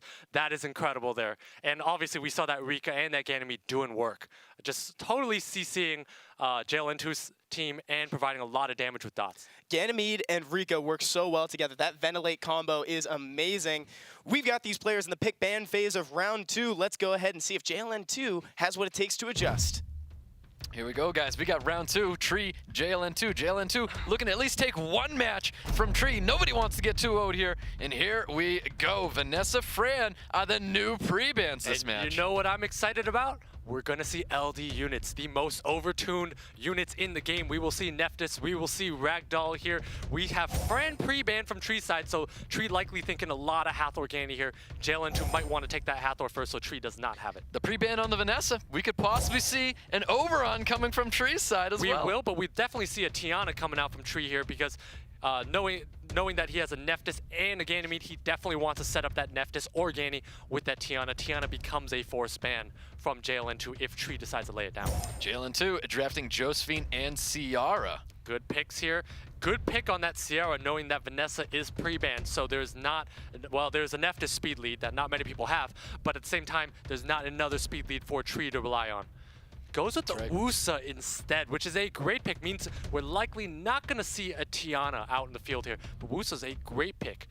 Good for longevity in the game here, is not as all-in as Tiana. Yeah, definitely a safe draft drafting that Wusa. And goes with the Light Vamp again. We saw this in his first match, and the Light Vamp put in some serious work. We're about to see a legend-level Light Vamp in here doing a lot of damage. Likely means he's going to leave that Ciara in play because he has a Wusa up top to protect that Light Vamp. Light Vamp's going to do a lot of damage and likely going to take out the Ciara early.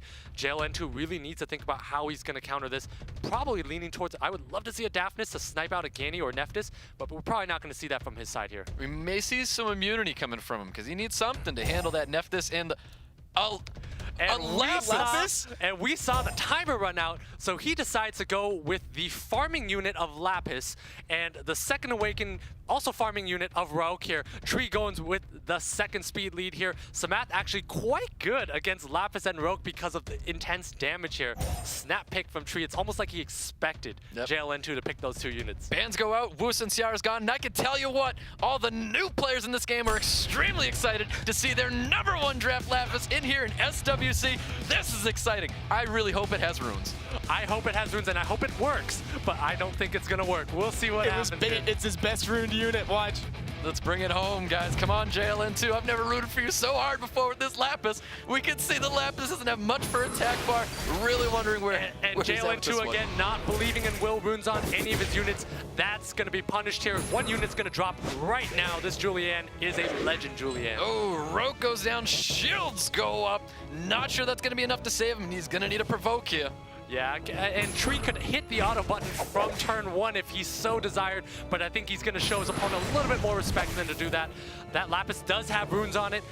Only took about a 4th health with the defense break, so it does have runes on it. Hopefully it's on Despair, and he can luck his way back into the game. No Despair. Ton of damage going out onto Samath, though. Ton of damage going to Samath, and he actually chooses to use Ventilate on the Nephthys now rather than saving it for Samath. So if I'm JLN2, this is my window right now. Yep, no attack break goes on to the Light Vamp. Really needed it there. And at this point here, second skill comes from JLN2 wants to savor being in SWC and decides to stay in the match.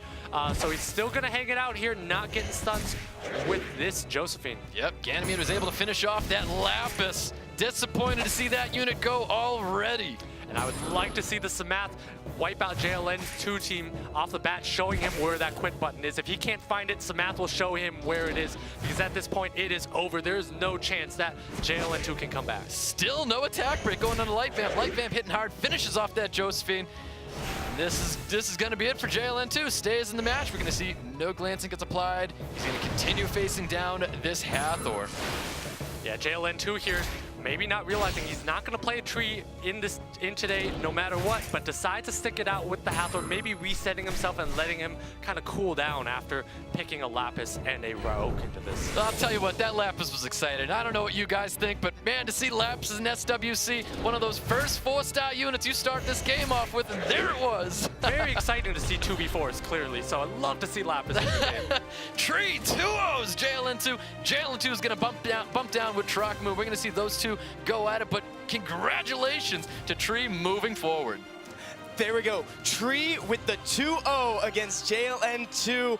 Man, that Lapis was such a disappointment to see because you know it was a timeout. It definitely had runes, but unfortunately he did get timed out on that one. I will tell you this though, if this was a tanky Lapis with Despair Will, there's a chance he could have won with Despair Stuns because that is a very strong unit. Unfortunately, it wasn't on the correct build. It was likely on a farming build or a storage build, and it just did not work. Exactly. It might have been one of those situations where he was opening up his storage to try to look for a unit and, you know, Lapis was at the top. Maybe he accidentally selected it or something. Lapis does have some utility in the decreasing attack bar, absorption of the attack bar, and defense break, but not quite applicable in that match. Kind of reminded me of when that Raccoon was drafted last year that didn't have runes. Yeah, I mean, Lapis was probably sitting right next to like Aegir, Water Monkey So King. they all look, really may have units. looked somewhat similar, and under pressure, you know, obviously players, you know, with times ticking, maybe your finger kind of slips a little bit. I mean, I like to call it fat fingering. I've fat fingered all the time. I do that myself all the time here, but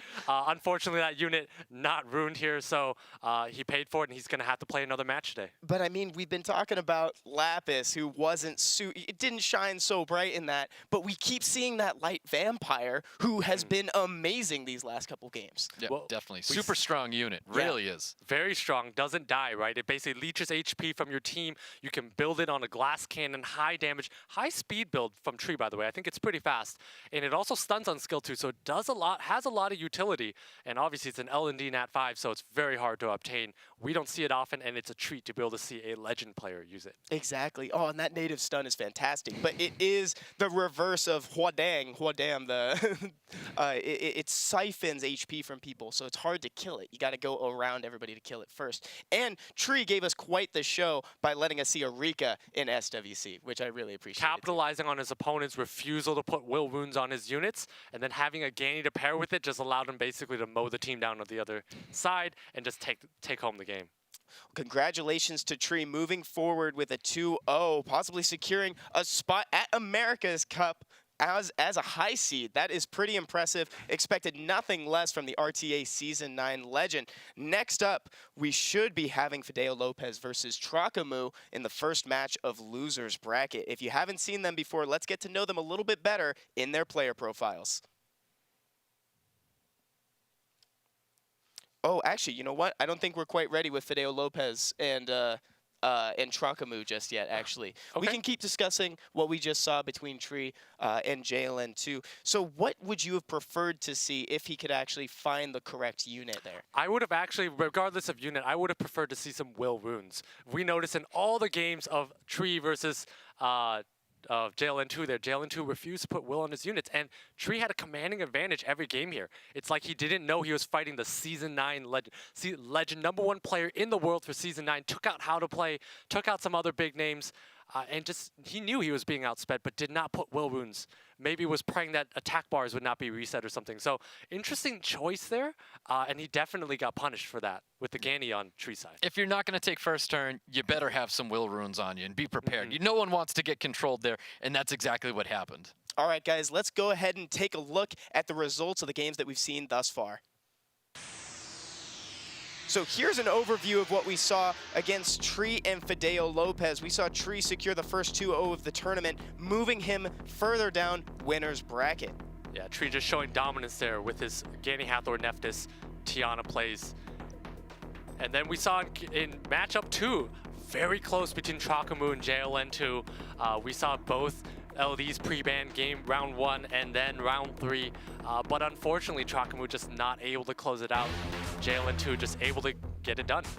JLN2 with a strong show in that one. That was actually my favorite match thus far. And then the match that we just saw, Tree, another 2-0 against JLN2. Yeah, Tree came in super aggressive against JLN2, and JLN2 not having those will runes really put him in trouble that first match. And then a little bit of an issue with his draft on that second match going against Just Tree. a little bit taking the Lapis and the unwilled Umbra Oak there. But at the same time, Tree is just so dominant here. Maybe it wouldn't have mattered if he had picked the correct units anyways. But we're talking about that. It isn't the end for JLN2. In fact, we're going to see from him again in match 5.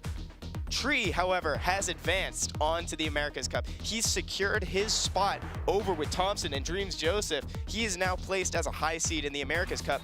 Next up is going to be match 4, FideoLopez versus Trokamoo, and then we'll be seeing from JLN2 later on. One more thing before we get started, guys. We do have the first of our coupon codes for you coming up shortly here. You should be seeing it at the bottom of your screen right now. Take a photo of it if you can't redeem it just yet. Make sure to be watching with us the whole time because we've got more prizes coming up shortly. Next up, we're going to be seeing FideoLopez and Trokamoo. Let's get to know these players a little bit better through their highlight reel. Here comes FideoLopez. FideoLopez, well known for that light cowgirl and Ager action. Likes to use Sierra and Vanessa together, but as we saw in the first matchup, that light cowgirl is a little bit squishy. So we know that Trokamoo does run good speed, so that light cowgirl may be a liability on FideoLopez's side. And we've got Trokamoo. You're my boy, Blue. We need to see him really come back and take this victory over FideoLopez, man. We want to see some better play coming from Trokamoo. So we saw a lot of control coming from his first match that he had, and then he didn't really favor him the next match after that. But hopefully we'll see Trokamoo learn from his mistakes before and really start to apply this pressure onto FideoLopez in this match. And secure a win for Say Swag, right? That's right. And here's that data that we saw before for FideoLopez and Trokamoo's RTA Season 9 record.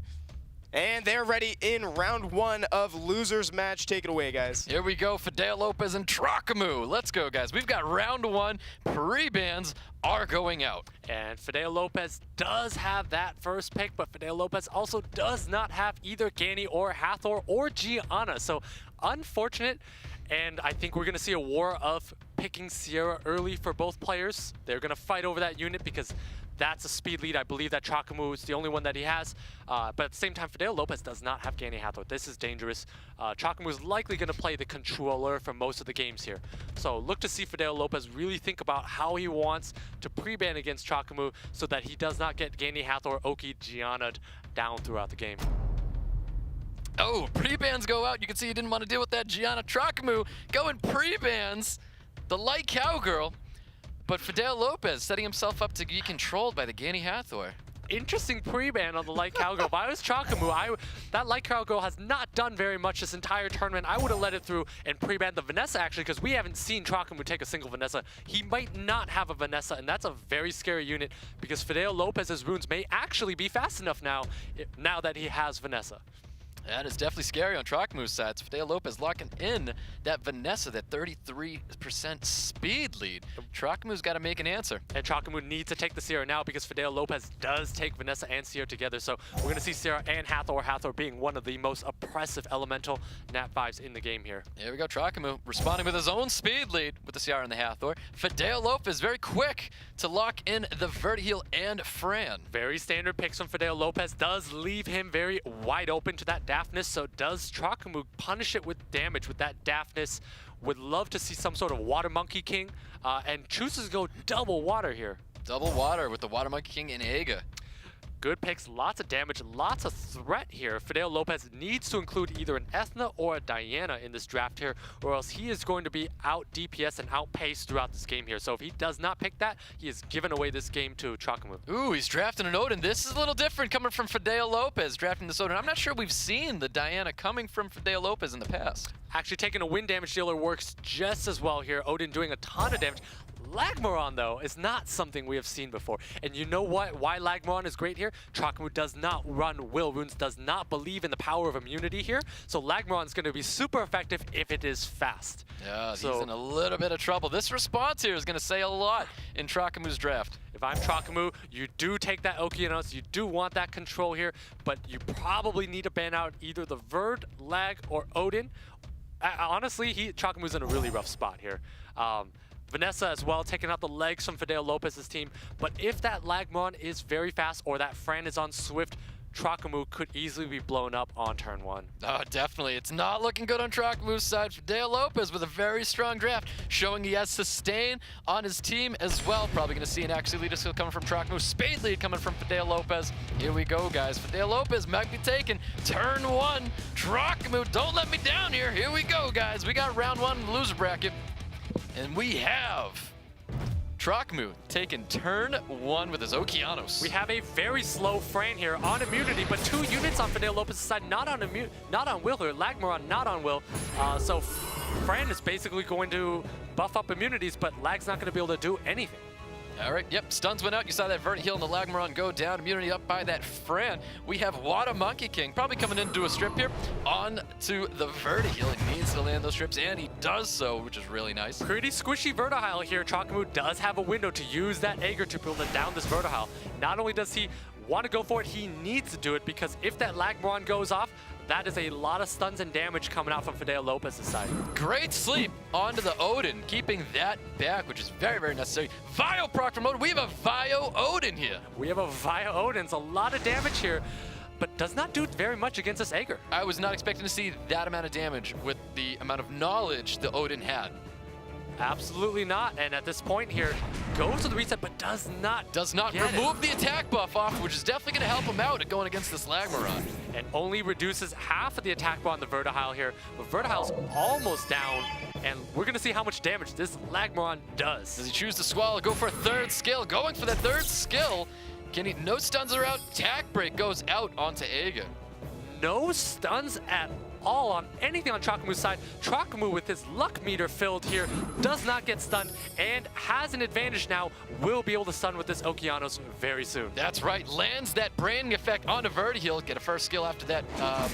Oh, you went for the Lagmaron instead of capitalizing off of the branding effect. He noticed the Lagmaron's likely a squishy unit here. Trokamoo deciding, does he want to risk having that Vertihile Revenge? Trokamoo has AoE control coming up. Trokamoo is actually going to win here. He's in a very commanding position. No stuns coming from that, but he is going to get the sleep here with Hathor. I think you let that sleep wait because you have an Okeanos skill 3 Rainbow Stones, but decides to use it anyways. Gets resisted on the Odin. Odin, man. I stand corrected. No Rain of Stones on the Okeanos, so great sleep from the Hathor there. Fran does not have his skills up, but if it procs, it does have it. Definitely does. Now we've got Aegir coming up here. Aegir still holding on after the assault coming from Odin. Odin not bringing as much damage as we thought.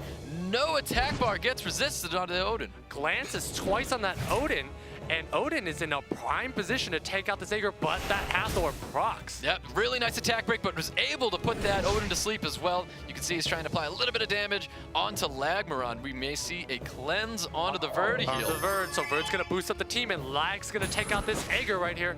There it is. We've got a Squall coming up, was able to drop the Aegir. We get 5 stacks going on to Odin. Odin's primed. It's a lot of threat coming out from FideoLopez's side, and Trokamoo does not have the DPS or the control to deal with this Vertihile that's about to light him on fire here. He's choosing to target the Lagmaron, does not finish it off. Can he get the additional turn? He does not. But he does have Rain of Stones. Does he get all of them? He does! AoE Stone comes out, and he's able to finish off that Lagmaron. Actually, Trokamoo in an okay spot, but another Vio proc coming out, and he is attack broken. But he has 5 stacks up. That's 5 stacks. Oh, and ignore defense only drops Hathor to half. Should have waited till that attack break was off. Gonna pay for it by losing your Odin. Oh, man, he's able to finish off Odin with the Okeanos, landing a stun on a Fran. You can see he continues to go after Vertiheal. So Trokamoo at this point does have the game won here as long as he can take out that Vertihile.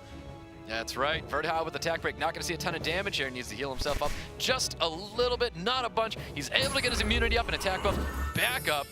It's good size heal as well. Yeah, but Trokamoo, FideoLopez has no way of dealing with this Water Monkey as it scales in the late game. We're going to see a dead Vertihile either now or the next turn when the Oki moves. Ooh, ton of damage goes on to Vertiheal. Able to get the additional turn as well. Goes for a second skill to finish off the Vertiheal. Vertiheal holds on, but it looks like Okeanos is going to drop the Vertiheal. So FideoLopez loses the Vertihile and loses game 1 likely.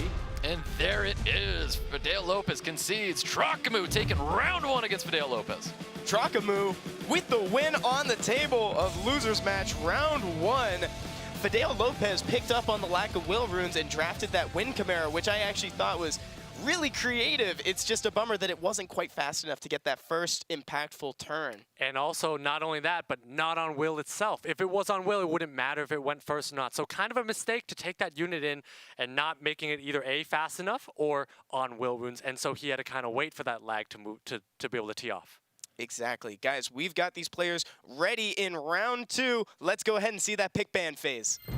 Here we go, guys. Round 2 between FideoLopez and Trokamoo. You can see the pre-bans for 4. Trokamoo banning out that light cowgirl. FideoLopez banning out Gianna. Now, it worked out for him, FideoLopez banning out Gianna, because he was able to, not get controlled too much by Trokamoo, and I feel like maybe things could have gone either way during that match, but let's see how this one plays out for This one is going to be a lot stronger for Trokamoo's side because he does have that Gianna, and FideoLopez has Light Cowgirl, which works in Trokamoo's favor because FideoLopez does not have the speed of Trokamoo, so this Light Cowgirl is going to be a sitting duck for Trokamoo if FideoLopez chooses to bring it in here. So we're going to see Trokamoo should be prioritizing the Sierra to get that speed lead. I would like to see a pre-ban on the Vanessa from Trokamoo so that FideoLopez doesn't have it. Double Vanessa bans. It's not often that you see 2 players ban the same thing, but they removed the Vanessa from the playing field. And Trokamoo took it out because he wants that Sierra, but FideoLopez took it out because he wants that Sierra as well and knows that he is at a speed disadvantage, so he cannot fight against a Vanessa. So Trokamoo here could actually take Sierra first if he knows that FideoLopez does not have a Gani or Hathor. So we'll see if Trokamoo's done his homework here, and if he has, Sierra is actually the right first pick here to take it away from FideoLopez. And he drafts the Hathor. Drafts the Hathor, maybe not knowing that FideoLopez does not own a Hathor here, so Trokamoo maybe should go back and do his homework next time. But FideoLopez punishes that by taking Sierra and the Fran, both units. Great for this setup here. Sierra giving that speed lead and Fran giving protection against this Hathor. Yep, FideoLopez showing a little bit of pattern. We've seen this from him before. The Sierra and the Fran usually gets followed up by a Light Cowgirl as well. Let's see if the pattern stays true. And Light Cowgirl, again, would be a liability if some way Trokamoo could get speed on. Trokamoo chooses to go with the Tiana and Gianna. Highly aggressive cleave control setup. I like this from Trokamoo, but at the same time, very easily punished by a Josephine Antares Amduat type style. But FideoLopez does not run that. He runs the Light Cowgirl. So we're going to see a Light Cowgirl and a fight for turn 1. And Triton as well. This is a new unit we've seen from FideoLopez. It's nice to see something new coming from him. That's a new unit we've seen from FideoLopez, but I really like the Triton pick. There is no speed lead present on Trokamoo's side, and there are 2 speed lead from FideoLopez's side. So Trokamoo, if he's going to play the speed game and continue, needs to take 2 speed units. He's going to put in the Samath. Are we going to see a Tableau or some other speed unit? Or we see a Gani instead? Oh, he goes for the Gani, so he locks in the Gani Hathor Tiana combination, also followed up by that Gianna as well. Now, he may be predicting the ban on Samath, knowing it's a speed lead. We might, but at the same time, FideoLopez here needs to take one more fast controlling unit, maybe a Water Monkey or an Okeanos here, and then ban out speed lead. Chooses to pick a Vertihile, which does allow Trokamoo to ban out one piece of the speed composition from FideoLopez and basically claw his way back in from the draft. Let's see if FideoLopez bans out the LD95 or bans out part of that Gani Hathor, but he also has a speed lead that he's probably afraid to see here. FideoLopez has to ban out that Samath the way this draft pans out. Does so. Trokamoo very confident in his speeds, bans out that Sierra. We'll see how fast this Triton is, but if this Triton's any decent, FideoLopez will have turn 1. Needs to take a unit out with this Verd Light Cowgirl.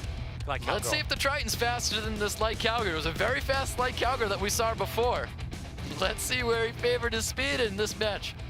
We've got Triton taking first turn, followed up very closely by that Light Cowgirl. This might even be a Despair Triton because, oh, and he's gone for the silence instead. Highly greedy play here instead of going for the pushbacks because he doesn't know the speeds, but apparently it works out in his favor here. But we're going to see a Gani and Hathor be able to reset and control the team here. So a little bit of risk by FideoLopez. Yep, definitely a little bit of a risk. You can see he's got the defense break on a Gianna trying to capitalize off of that. Fran's going to throw up attack buffs and immunity. Yeah, and actually calculated and paid off risk because at this point here, Trokamoo's in a weird spot. Gani moving before Hathor, meaning that it's a little bit worse spot here. Trokamoo's gonna only have 1 sleep, and Gianna is silent, so not gonna be able to strip the other team. I think he's gonna have to strip this Light Cowgirl to keep it back from doing any damage. Does not land the sleep. Definitely not good from Gianna. Can Gianna cycle out? She does. No more defense break on the Gianna. Mega Tsunami comes out and pushes back the attack boards of Trokamoo. FideoLopez actually in a commanding spot because this Verd is gonna go crazy, giving him more turns, letting that Light Cowgirl actually do something for once. That's right. Gianna taking a whole ton of damage here. Light Cowgirl is gonna finish off the Gianna and does not finish off the Gianna. Because he knows that Vertihile's moving next, lets the Vertihile take the kill, uses the Light Cowgirl as a control and defense breaker. Very smart play from FideoLopez's side, but is gonna eat a Sealed Magic right now. Yep, Sealed Magic comes out, dumps all attack bars. Vertihile's up here, applying more damage onto the defense broken Hathor. But at this point here, Trokamoo's in a rough spot here. That Hathor is continuously controlled by that Light Cowgirl. Yep, definitely is. Gonna go ahead and cleanse his units, boosting up attack bars. See the Ventilate is still sitting on Ganymede. Does he choose to use it? No, went for the glancing on Verti. He'll miss that. And FideoLopez continuing to down this Hathor. And FideoLopez here does go for the silence, misses it on Hathor. Really needed that on Hathor. Hathor's gonna get a sleep buff if Hathor does not die here. We're gonna see an attack buff going on to Vertihile. So we're seeing the Light Cowgirl work. It's just isolating and controlling that Hathor here. Yep, that's right. Trokamoo read that. He knew that match was gonna be lost. FideoLopez takes round 2 against Trokamoo. Nani! FideoLopez evens it up. That's a 1-1. We're going to round 3, guys. Round 3. Dude, FideoLopez really showing the power of that Light Cowgirl after we all faltered in our faith of the Light Cowgirl. That was actually a power of the Triton. The Triton going first at that high speed allowed him to set off, let that Light Cowgirl move. It could have been any other unit, but that Triton allowed FideoLopez to take control of the game from the beginning. That's what made it so difficult for Trokamoo to draft. And Stoic, what did you think of that opening silence instead of the attack bar pushback? I probably would have went for the attack bar pushback, you know, getting the full strip on everybody, pushing attack bars back. I think that was probably the right play. I mean, it worked out for him anyways, getting the silence out there. 2-turn silence is definitely strong. Similar result. You're right. Similar results, yeah. I think the outcome would have been It might have the been same. better to throw the silence because there's a Tiana on the field as well. So if you just push it back and then the Tiana uses his third skill, maybe Trokamoo comes back. So I think I actually like that play in retrospect. That's good. I'm glad to hear it. All right, guys. 1-1. We'll see who moves forward after round 3. Take it away, guys. That's right. Who moves forward after round 3? Trokamoo got to step up. Winner moves forward. So let's see if FideoLopez can either make an upset here, taking out Trokamoo. Can Trokamoo overcome FideoLopez? That's right. They need to step up here because winner stays home. That's right. Stays home and gets to watch SWC from the couch, but the winner has a chance to come live in Manhattan Beach to play. So lot on the line here, and last time we saw Vanessa's pre-banned, we did not see Gianna's pre-banned, so we might see Gianna removed preemptively by FideoLopez. More than likely. I believe that was his first ban going into this pair. That was his first pre-ban here, so likely gonna pre-ban that again. Oh, but no, he chose to... He pre-banned his own unit. He pre-banned the Ciara. Because he has first pick and he wants to take that Vanessa first and wants to go in front, but that's gonna let Trokamoo run a Gianna-based comp. Yep, definitely is. You can see that he pre-banned that Light Cowgirl. That's not gonna be on FideoLopez's side. FideoLopez locking in the Vanessa. So FideoLopez, recognizing that speed is a big issue, takes that Vanessa first. Trokamoo going with very standard Fran, likely even a Verd. There we go. Steals a Verd from FideoLopez. Fran Verd starting off Troka's draft here. And does FideoLopez have a Daphnis in his arsenal that would be very strong against this Fran? We or haven't Covenant? seen it yet, but we might see something from Fideo. He's starting to change up his draft. We're seeing some new things from him. We are absolutely seeing new things. I think we'll see an Aegir, though, because he loves his Aegir. We see Aegir and Water Monkey, actually. Aegir and Water Monkey in response to that Verti heal. So hopefully Trokamoo has some sort of a Diana action coming, or some sort of an Ethna, some sort of win units, win damage dealers, to be able to deal with this high damage output from FideoLopez. Now, I'm not sure we've seen the Antares from Fideo before. So if he does draft that Diana, be curious to see if we'll see an Antares response from Fideo or not. That's a good point. Antares counters Diana very, very well here. Trokamoo going with that Diana, goes with the Hathor, because he's caught on that FideoLopez does not have Danny or Hathor. Yes, there it is. Oh, we see the Rogue Tableau come from FideoLopez. We've seen the Tableau and the Rogue before from FideoLopez. A lot of confidence in that draft there. Lots of confidence, lots of aggression. Rogue doing quite well to reduce the cooldowns of the Aegir and the Tableau and the Water Monkey. So great as a support-ish unit, but also if it procs a lot and does rogue things, we may see it blow up a Vertihau or Fran early. And we've seen some rogue things coming from him before. He was able to eliminate units off of one team-up ability. Trokamoo recognizes that, and he brings in some safety, that Wind Druid. I actually really like this Wind Druid pick here. We may see a ban on the Railk or the Vanessa here. We see a ban on the Railk. The reason why is because Trokamoo has 2 heavy Wind Bruisers, so he's able to use those 2 to solo the 2 Water Bruisers of FideoLopez. That's why neither of the Water Bruisers are the ban here. Railk is the ban. Diana's the ban here. Does not want to fight a Why 'Cause I'm a G. Yep, we're looking at not a fast match, I'm sorry. We're looking at a long match. We've got a lot of sustain on Trokamoo's side. He's got a lot of safety as well. So let's go, guys. We got round 3 with FideoLopez and Trokamoo. Let's see who takes first turn. FideoLopez with the Aega. That's a very fast Aegir, actually moving in front of the Water Monkey. So we're going to see likely going to start jumping on this Vertihau and trying to down it. Yep, jumps right on top of that Vertihau, applying a ton of damage on a Trokamoo's Vertihau. And actually, FideoLopez's entire team moves before Trokamoo's, even that Tableau. So we're going to lose this. Trokamoo's going to lose this Vertihau right now. Yep, definitely is. First skill comes out. There's a branding, finishes off. We do have a revive with that Wind Druid, though, so that may not be the end of that Verti-heal. That's true. He does have that revive from that Wind Druid, so he's going to time it with the Fran to be able to pick it up. But at this point here, FideoLopez is just teeing off on Trokamoo's Fran here. It's looking to get that really good for FideoLopez. He did not remove that the will, but he was able to get another proc here. Can he do some serious damage onto the Fran? Fran is not looking good right now, so we've got to heal up. Not at all looking good for Trokamoo. That's a lot of pressure that Fran is on when FideoLopez's team moves again. But Trokamoo does proc. Big violent proc from Fran. We've seen it before. Got the immunity and the attack buff up, meaning that second skill is going to be a massive heal coming from Fran. We've got a third skill coming from Hathor. Can you put everybody asleep? No resistance. Everybody goes to sleep, of course, except that Water Monkey King with will. And at this point here, Trokamoo does have a chance to stabilize and does take it because FideoLopez's team is put to sleep here. And if he does not kill the Verd, Trokamoo is going to claw back in. That's right. What a time for a revive with everybody sleeping as well. Goes for an attack break onto Water Monkey King, lands it. He's probably going to continue focusing down Water Monkey King. Absolutely has to because everything is slept on FideoLopez's side. And actually, Trokamoo needs to stabilize fast. That Fran needs to continue procking. That's right. Can he do some more work to this Water Monkey King? Goes to the Wild Blow, smashes the Water Monkey King. Oh, man. One-shot KO. Water Monkey King goes down, and Vertihau goes down for a second time. That's right. I mean, we've got a couple turns before. We're going to see another revive coming from him, but he's got to eliminate this Water Monkey King right now. Needs to eliminate that as soon as he can here.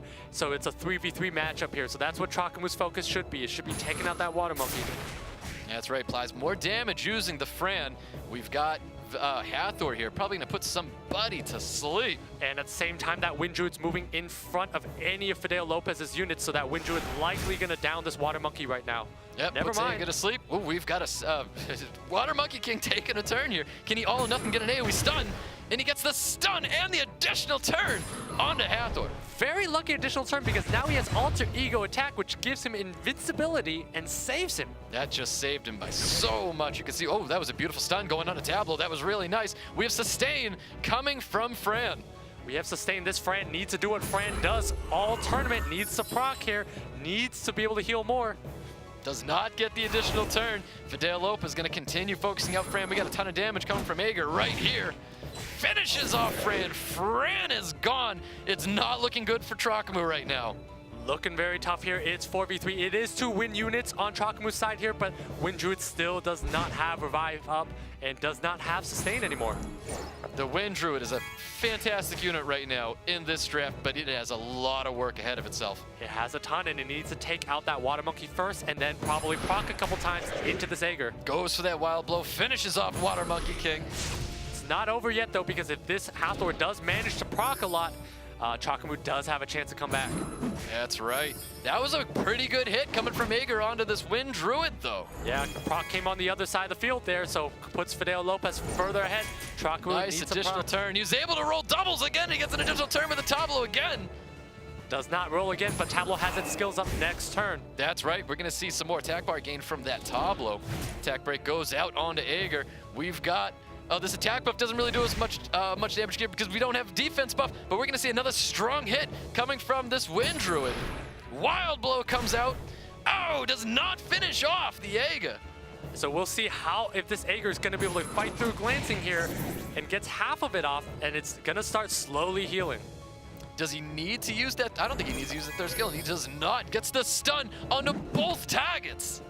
And at this point here, Trokamoo is entirely stunned up. He gets a third skill off. He's going to put everybody to sleep here. Man, Trokamoo really needed this right here. He needs to put that Aegir's attack bar down. Does have a chance to come back here. With the resistance on the attack bar. Or he chose not to select the Aegir because Aegir's attack bar was full. That's correct here. And this Wind Druid does have a revive coming up. So Trokamoo needs to revive that Fran and pick himself up. There's another proc from the Tableau. Tableau's going to boost up attack bars or chooses to first skill this Wind Druid. He needs Return to do dice the comes out. Return dice here. None of his units proc here. Trokamoo needs to make this revive count. There's that attack break. Can he land enough damage to eliminate the Aega? Is the Vanessa passive up yet?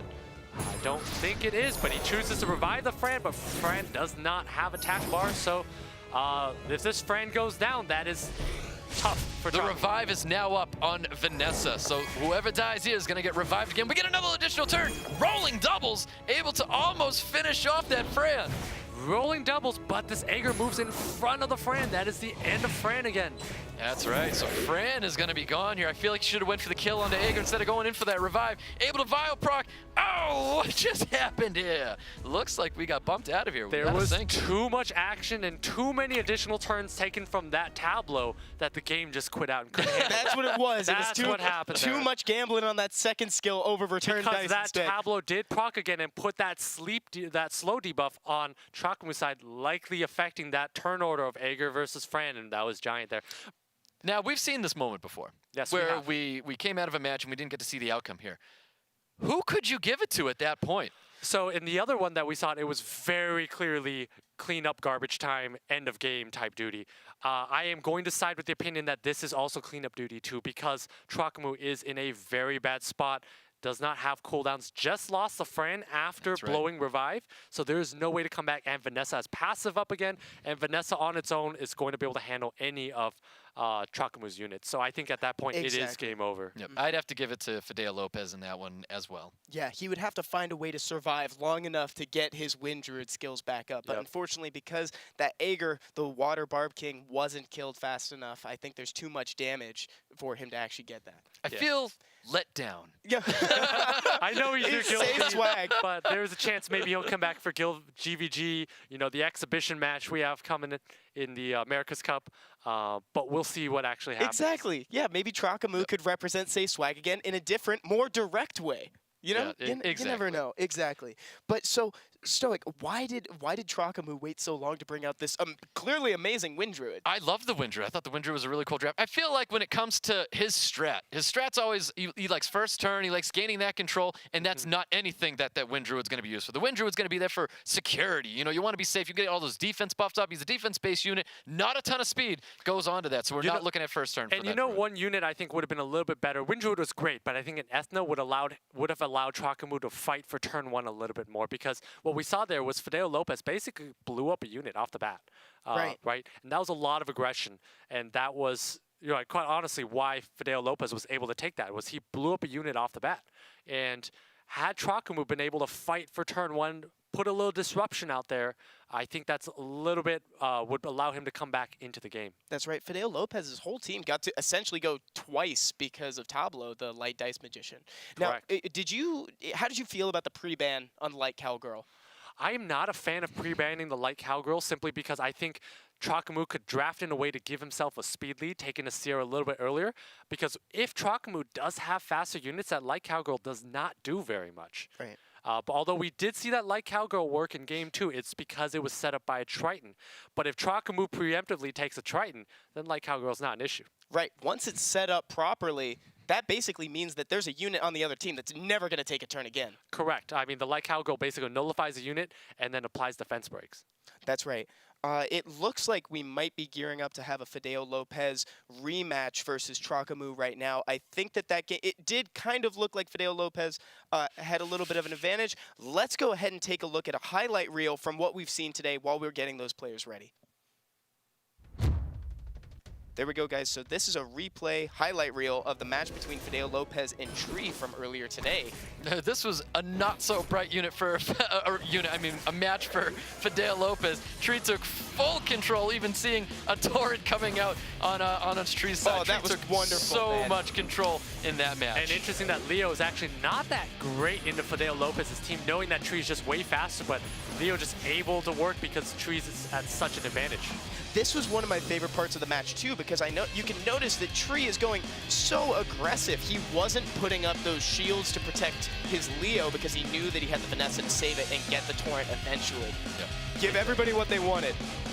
Here's a clip of round 2 of FideoLopez versus Tree, the artist formerly known as Psy. Yeah, that's right. And we see here that Tree's, well, this is JLN2 versus Trokamoo here. We note that JLN2 has very fast runes, and that's how he was actually able to fight Trokamoo for turn openings. Exactly. So now, once we start going into the pick ban phase here, do you expect to see the same pre-bans from before? We might not see that Light Cowgirl getting pre-banned if he learns from his previous matches that he just had.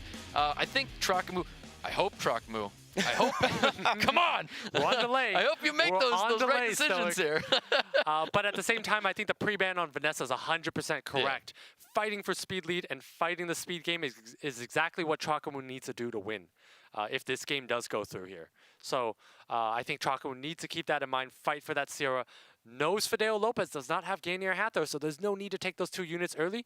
Set up your speed, set up your speed so that you can fight with turn 1. Exactly. We're going to see that go for the CR early on, trying to get that. But the benefit of getting a rematch or redo on one of these games is that you get to learn from your decisions before, even if they might have been seemingly okay. So we'll probably see a reevaluation on the Light Cowgirl pre-ban as well. Completely, and you get to see exactly what your opponent favors in the draft phase versus you, or that they even had a Wind Druid in their lineup, because that's something we hadn't seen all day, and now FideoLopez knows that Trokamoo has it. That's right. Exactly. And now FideoLopez knows that Wind Druid is capable of one-shotting your monkey. So, you know, maybe you either need to get better runes on the monkey or you need to control that Wind Druid somehow. Exactly. Maybe that's what we were doing right before the redo. He's just re-runing the monkey real quick. Yeah. Could be. All right, guys. So we've got FideoLopez and Trokamoo ready and waiting in the pick ban phase. We get one more round of this exciting match. Go ahead and take it away, guys. That's right, guys. So we've got a redo here with FideoLopez and Trokamoo, and it's a 1-1. So the winner of this one does move forward. So now, during that last match, it was not looking good for Trokamoo. I think there's a lot of things that he's got to learn from, and he's banning out the Light Cowgirl again. Banning it out, they may be forced to take the same draft. You know, we'll see what happens. Possibly. Loser of this gets to watch SWC from the couch at the end of August, and the winner has a chance to come here live in person. So a lot on the line here. We might be doing same draft as last time. I think we are doing. They're picking so fast and not thinking about it. It might be the same draft, and they're just going to play it out here. And exactly, FideoLopez reaching in the same order, Trokamoo going for the same order. So, but then he throws in the. There we go. He's correcting himself. There we go. Diana Hathor, got to be playing by the rules here. FideoLopez is going to pick out the remainder of his comp here. So we're going to see a repeat of the Rogue Tableau. But again, FideoLopez is moving in front of Trokamoo. So we're going to see the same result. Trokamoo's going to lose that Vertihile off the bat. Yep. Now, last time, though, Trokamoo did not get any revenge procs. So if he does get revenge procs, that changes the game a lot. Yeah, that would definitely change the game. Some better decision-making here as well. There was opportunities where I think FideoLopez could have dropped a unit quicker and chose not to take that, I believe. I think there was a moment like that last match, so let's see if he actually goes and dives in for it. And they're taking time to remember what leader skills they took, but they finally remembered speed lead and resist lead going up on both sides. That is correct. So let's go, guys. We've got technically round 4, but this is going to be match 3. The decider moves forward. We've got FideoLopez. We got Trokamoo. FideoLopez taking first turn with Aga. We're going to see, does this Vertihile, it does resist. Oh, the resistance. There we go. So we do a full attack bar with the Vertihile. So it does resist. That's a very big luck there. But at the same time, Tableau does move in front of Fran, so that Vert is dead anyway. Ooh, the defense break does get resisted, but we can see he's really trying to force out this Vertihile. Although unlike the previous game, Fran will not be under as much pressure this time. So still favors FideoLopez a lot, but Trokamoo's in a better spot here. Yep, definitely a better spot here. I know he's missing a unit right now, but let's see if he can learn from his mistakes from before. We get an additional turn coming from Water Monkey King. No first skill stun, goes out on a Fran. You can see he's really trying to bring this Fran down. And Fran's actually under the same amount of pressure as the last game. It's almost dead here. Unless we Vile Proc. No Vile Proc goes out onto the Fran. That would have been different compared to last time. And like last time here, FideoLopez should be going to sleep. Oh, big resistance on the Vanessa and Tablo. So Trokamoo's not able to put FideoLopez's team to sleep here, so not able to just sit on the Water Monkey. Has to play differently now. Revives a Verd, which is probably going to die very quickly. Yeah, exactly. This is playing out a lot like last time. Can he resist the defense break? No, defense break gets landed. Does he fire proc? No additional turn. He is going to get a heal off of it, but does he choose to heal himself or the Verd? Gotta heal the Verd here, because the Verd is what's going to bring your carry your team to victory. Oh, gets an additional turn with Tablo. Stuns go out, stuns up the Verdi heal. He's not giving him a chance, misses all those stuns on to Trokamoo. Big stun there, actually should down the Fran. Smart move there. Downs the Fran with Water Monkey King. We're gonna see a big hit coming from the Wind Druid, but we've got invincibility sitting on the Water Monkey King. Can't focus that one out. We see some damage coming out to Tablo. He's gonna continue focusing that unit out. And there's the counter. First time we've seen Verdi heal counter between these two. FideoLopez taking a very dangerous game of poking that Verd, gets punished by the Revenge proc. Can Trokamoo punish him with additional turns? As there we go. He really, really needs those additional turns. And Trokamoo here needs to burn through that Vanessa passive and start working ASAP. So he needs to take out this Tablo here. Tablo being almost dead. Yep, Wild Blow comes out, drops the Tablo. Tablo gets revived up by the Vanessa passive. We're gonna see a first skill from this Tablo. Can he get lucky enough to roll some doubles again? Does not. But does get a defense break on the Verd, which means that Hathor needs to land sleep onto this Water Monkey. And can he get the strip and the sleep? There it is, he's able to do that. No, there's a Vile Proc coming up from that Water Monkey King, finishing off that Verdi heal. Very unfortunate. That proc basically sealed the game. That definitely sealed it right there. FideoLopez takes out Trokamoo. Trokamoo's not going to advance. Trokamoo, no!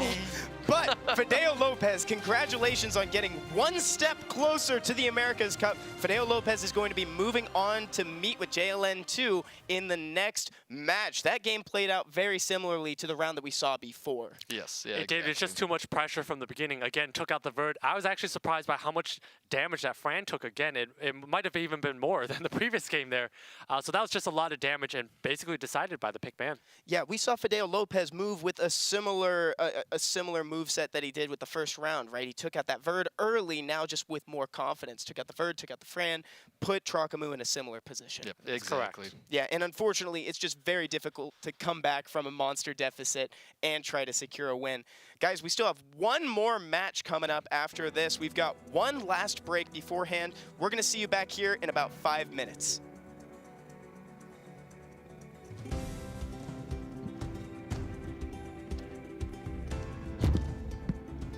Welcome, Summoner.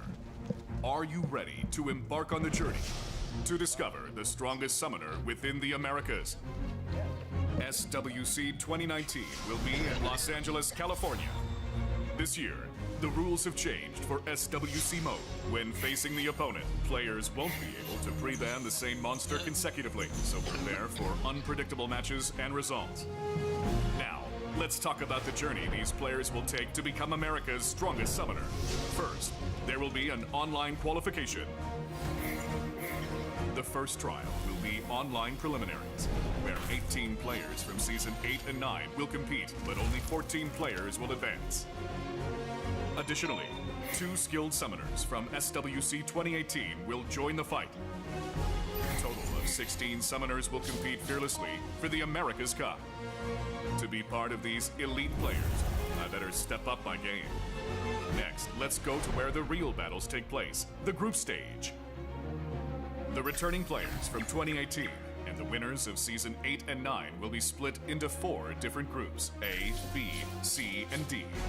Each group will then compete every Saturday, starting July 20th. Where 2 of the best summoners in each group will advance to the America's Cup for a total of 8 summoners.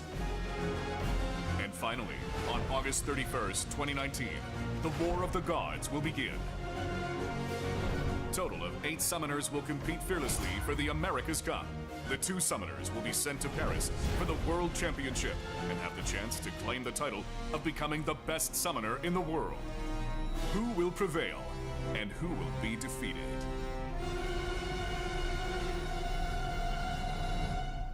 So get ready and don't miss your chance to be part of Summoners War History.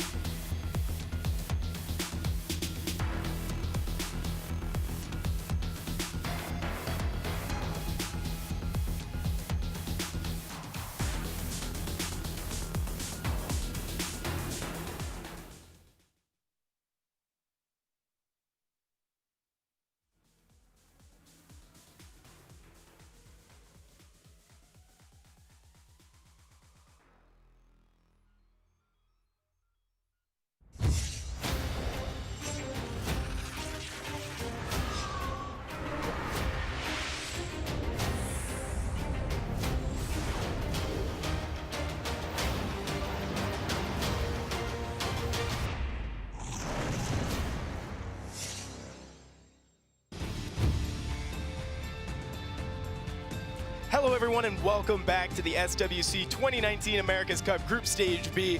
I'm Evan and I'm still your host and I'm still here with Stoic and Make It a Bud. Welcome back, guys. It's good to be back. Happy to be here. It is good to be back.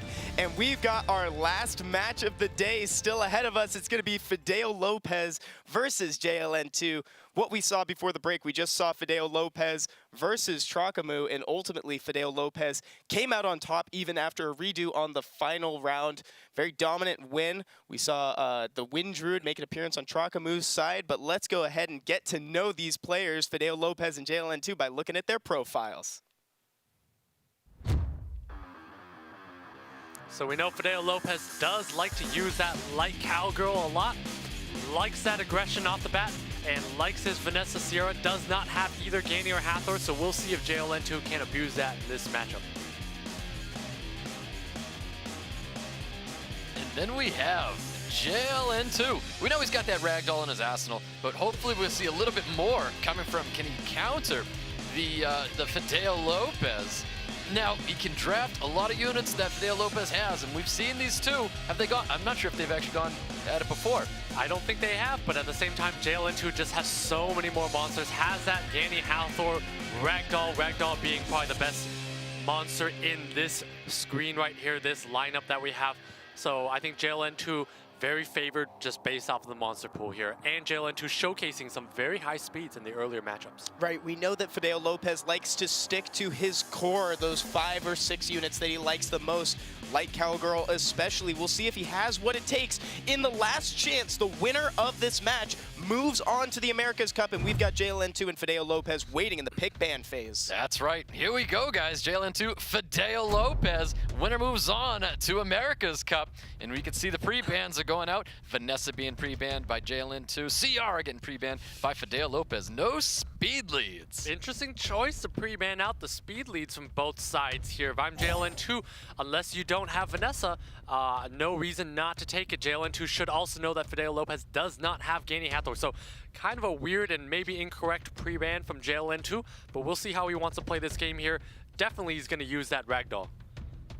Most definitely going to be seeing that Ragdoll coming from JLN2, and he's going to first pick the Vertial, taking that away from FideoLopez. And FideoLopez is going to rely on that Aegir and Water Monkey a lot because JLN2 is weak to water, showing that Vertical, and it is a little squishy as we noted in the previous games. Yep, FideoLopez locking in Fran, and now the attack buff to Water Monkey King being Water paired up Monkey with that. King is not exactly the best unit in the Ragdoll though, so with that all or nothing hitting all of the units and giving full attack bars. So Ragdoll may be an auto ban here. JLN2 is going to go with a Josephine and an Esna. Josephine Ethna, that's an okay response towards this Water Monkey, knowing that he's going to be stunning with that all or nothing, but then also stripping this attack buff coming from Josephine. Okay response, but allows FideoLopez to take an Aegir later if he wants. FideoLopez going with his Raok and his Light Cowgirl though. Yep, interesting seeing those two coming back from FideoLopez team. JLN2 just hitting the Gani Hathor button. Hitting the Gani Hathor button, but leaving the Ragdoll button off the table here, choosing that he does not want to bring in his overpowered unit into this game here, chooses to go with the Gani Hathor, and likely at very fast speeds here, needs to disrupt FideoLopez's side here. FideoLopez will see if he takes in a Tableau or some other speed lead to be able to counter JLN2. That's right. Now, not taking the Ragdoll here, he's free to pre-ban that Ragdoll for the next match as well. He is, absolutely, and FideoLopez does take that speed lead, as mentioned, takes that Tableau because he wants turn 1.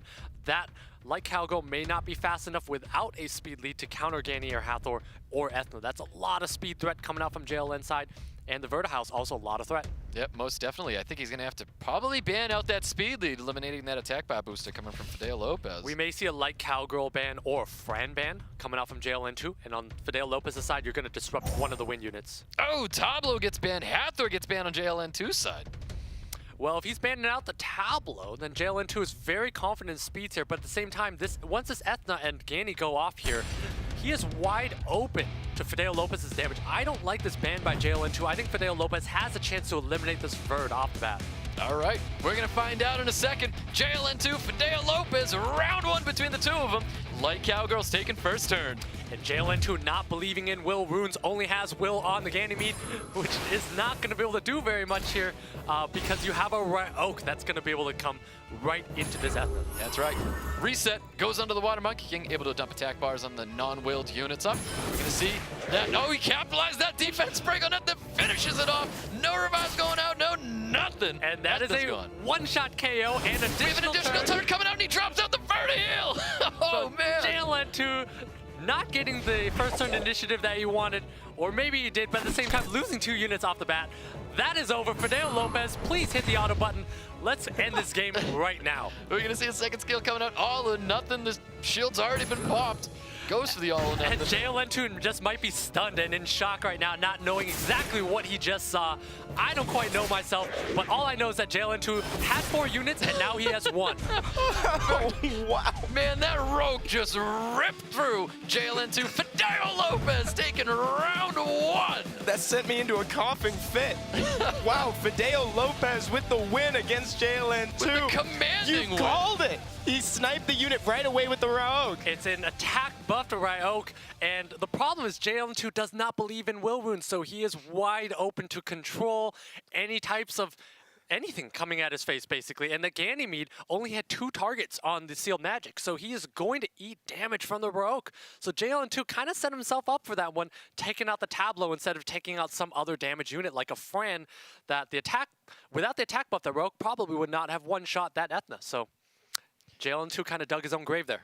Yeah. Stoic, do you think JLN2 can adapt in this next game? Oh my God, he needs to do something because I don't think he wants to see another match like that happen. Or it'll happen so fast that he does not see it. We'll see. We're giving him more time to think about it, but they're already in that pick ban phase, so let's see if JLN2 can pull out a win on this one, the last chance match. All right, guys, JLN2 FideoLopez. Can we get a match just as quick as the first one? You can see the previous bans. We've got Vanessa, we've got Ciara, both speed leads being pre-banned out last turn. Maybe JLN2 will go back to using that ragdoll, but gets denied it this time. There it is, the pre-ban on a ragdoll. JLN2 making sure he doesn't have that Fran.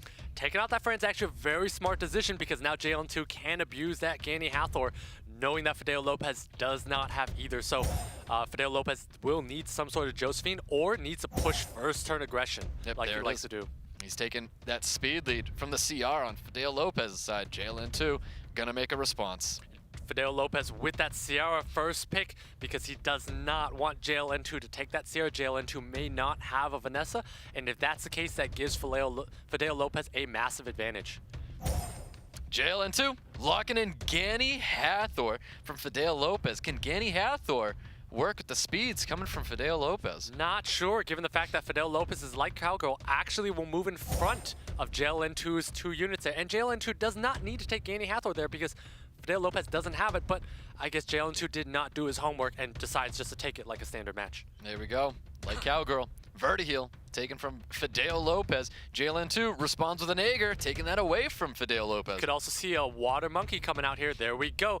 Water Monkey, Aegir, lots of damage, signaling a ban on the Ciara if he does so.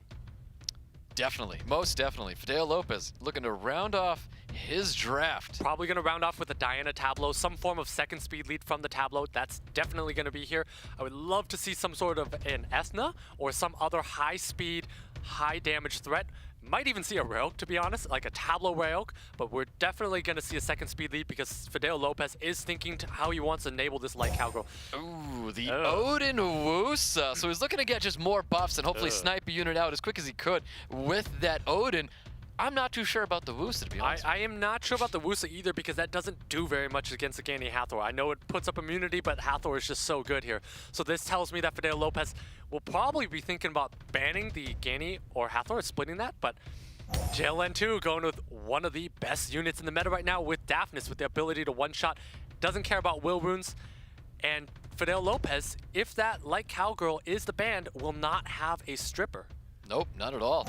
And it means that he will eat a Daphnis to the face here. But unfortunately, that Ciara was the ban. We noted that that was likely the ban earlier when he took 2 water units. But now JLN2 needs to ensure that his Daphnis goes through. We'll see if FideoLopez is able to lock that down. Yep, leader skills go out. We got a crit rate lead. We got a speed lead coming from FideoLopez. I'm sorry, I'm not sure. Oh, that was an accuracy lead coming. No, I'm not too sure if that was a speed lead coming from FideoLopez, but we've got Aegir taking first turn, going to reduce the attack bar of that Light Cowgirl, getting additional turn, and hopefully landing that branding effect. And FideoLopez not believing in will runes either, so he is going to be wide open to this Ganny sealed magic coming out here. And actually, JLN2 can choose to take out this Odin if he so desires right now. He can. This Hellfire primed and ready.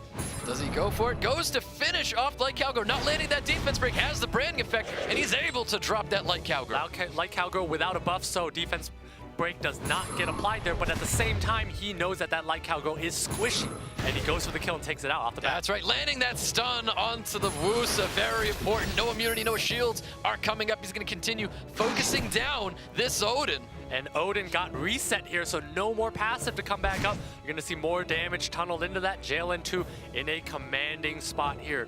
With that, Daphnis is gonna pummel in more damage into Odin. That's right, does he go for the reset? Or the skill, the one-turn reset coming from Daphnis. Does get a one-turn reset on the Vertihile, which does not do anything at all. But at this point, it doesn't really matter. JLN2 in such an advantage. That Wusa did absolutely nothing this game. That's right. Now we've got 4 stacks here. Can he eliminate one of these units? Does not really do much damage at all that we're seeing with 4 stacks of knowledge. Does not. That's Odin not doing very much either because both units are slow, and had FideoLopez taken a tableau, this would be a very different lineup here. But unfortunately, FideoLopez on the back foot here, about to lose this Odin, does not have passive. It's going to be a 2v4 here. Yep, that's correct. Finishes off the Odin here with the Water Monkey King. You see first kill coming on to Wusa. That is going to be it. FideoLopez concedes that match. JLN2 takes round 2. JLN2 and FideoLopez both at match point. We're going to be seeing a round 3 in the last chance match. Now, JLN2 adapted really well. Was Daphnis your MVP, Stoic? I mean, Daphnis definitely was the MVP, able to finish off that light cowgirl immediately. Not landing the defense break, but the branding was just enough. Taking away a unit that quick is super important, especially against FideoLopez. He made the judgment call that he did not need defense break there to take out light cowgirl because we saw how squishy that light cowgirl was in previous matches. So once that unit went down, I mean, it was pretty game over. Right. Real quick, I saw you physically cringe at the Wusa pick. Why was that? And the reason why is just because I think FideoLopez needs to play the speed game. He has a light cowgirl there, and his path to victory is to blow up a unit on turn 1. Wusa does not do a lot of damage. In fact, it actually protects your team. So in that situation, the Wusa, while being a fast unit, actually did not even move in front, and at the same time would not protect him against Gani Hathor or Daphnis. So I think it was a big liability to take that Wusa in, and as we saw, it did absolutely nothing that game. Ah, such a bummer. There we go, guys. We got JLN2 and FideoLopez ready and waiting for round 3 of the last chance match. Here we go, guys. Last match. Winner's going to move on to SWC pre-bans you saw before. FideoLopez pre-banning out the Ragdoll. JLN2 banning out that Fran. Both speed leads pre-banned as expected. Well, as we saw in the first game here, so again, as you mentioned, winner goes to have a ticket to come out to Manhattan Beach to play, and loser has a ticket to play to watch from the couch at the end of August. So we'll see who gets the win here. JLN2 does have that Gani Hathor combo that FideoLopez does not have, but I think JLN2 needs to fight for some unit, maybe a Water Monkey or a Verd that FideoLopez really likes to use.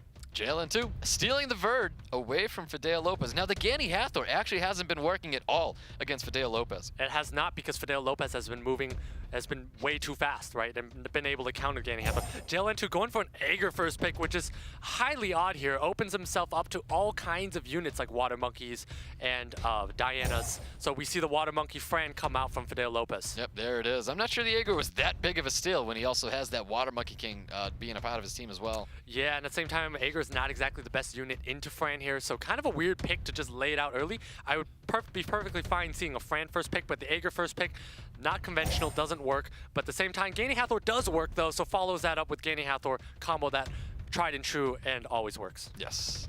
You see FideoLopez going to be drafting here. We could be seeing the Roke again, possibly. It was very, very good against that Gani Hathor. No, we see him go with the Triton and the Light Cowgirl. So FideoLopez signaling to us that he wants first turn. This might be a split on the Gani Hathor with a Tableau last pick coming out from FideoLopez because he needs to fight for turn 1 here. If I'm JLN2, I'm a little nervous. I may be taking a Josephine or even an Antares would be pretty good with a ban on the Water Monkey. Yep. Antares is very strong here. FideoLopez may remember that there's no will runes on JLN2's side. That's true. So we know that that Ganymede is going to be willed up, but we're looking at 4 other units that are not going to have will in this you know field. what else is good into any situation? Ragdoll. We see Ragdoll on the field here. Good unit into almost any situation here. FideoLopez having 2 AoE units, 3 AoE units now. That signals that I really think either Ragdoll ban or either a Gani Hathor split.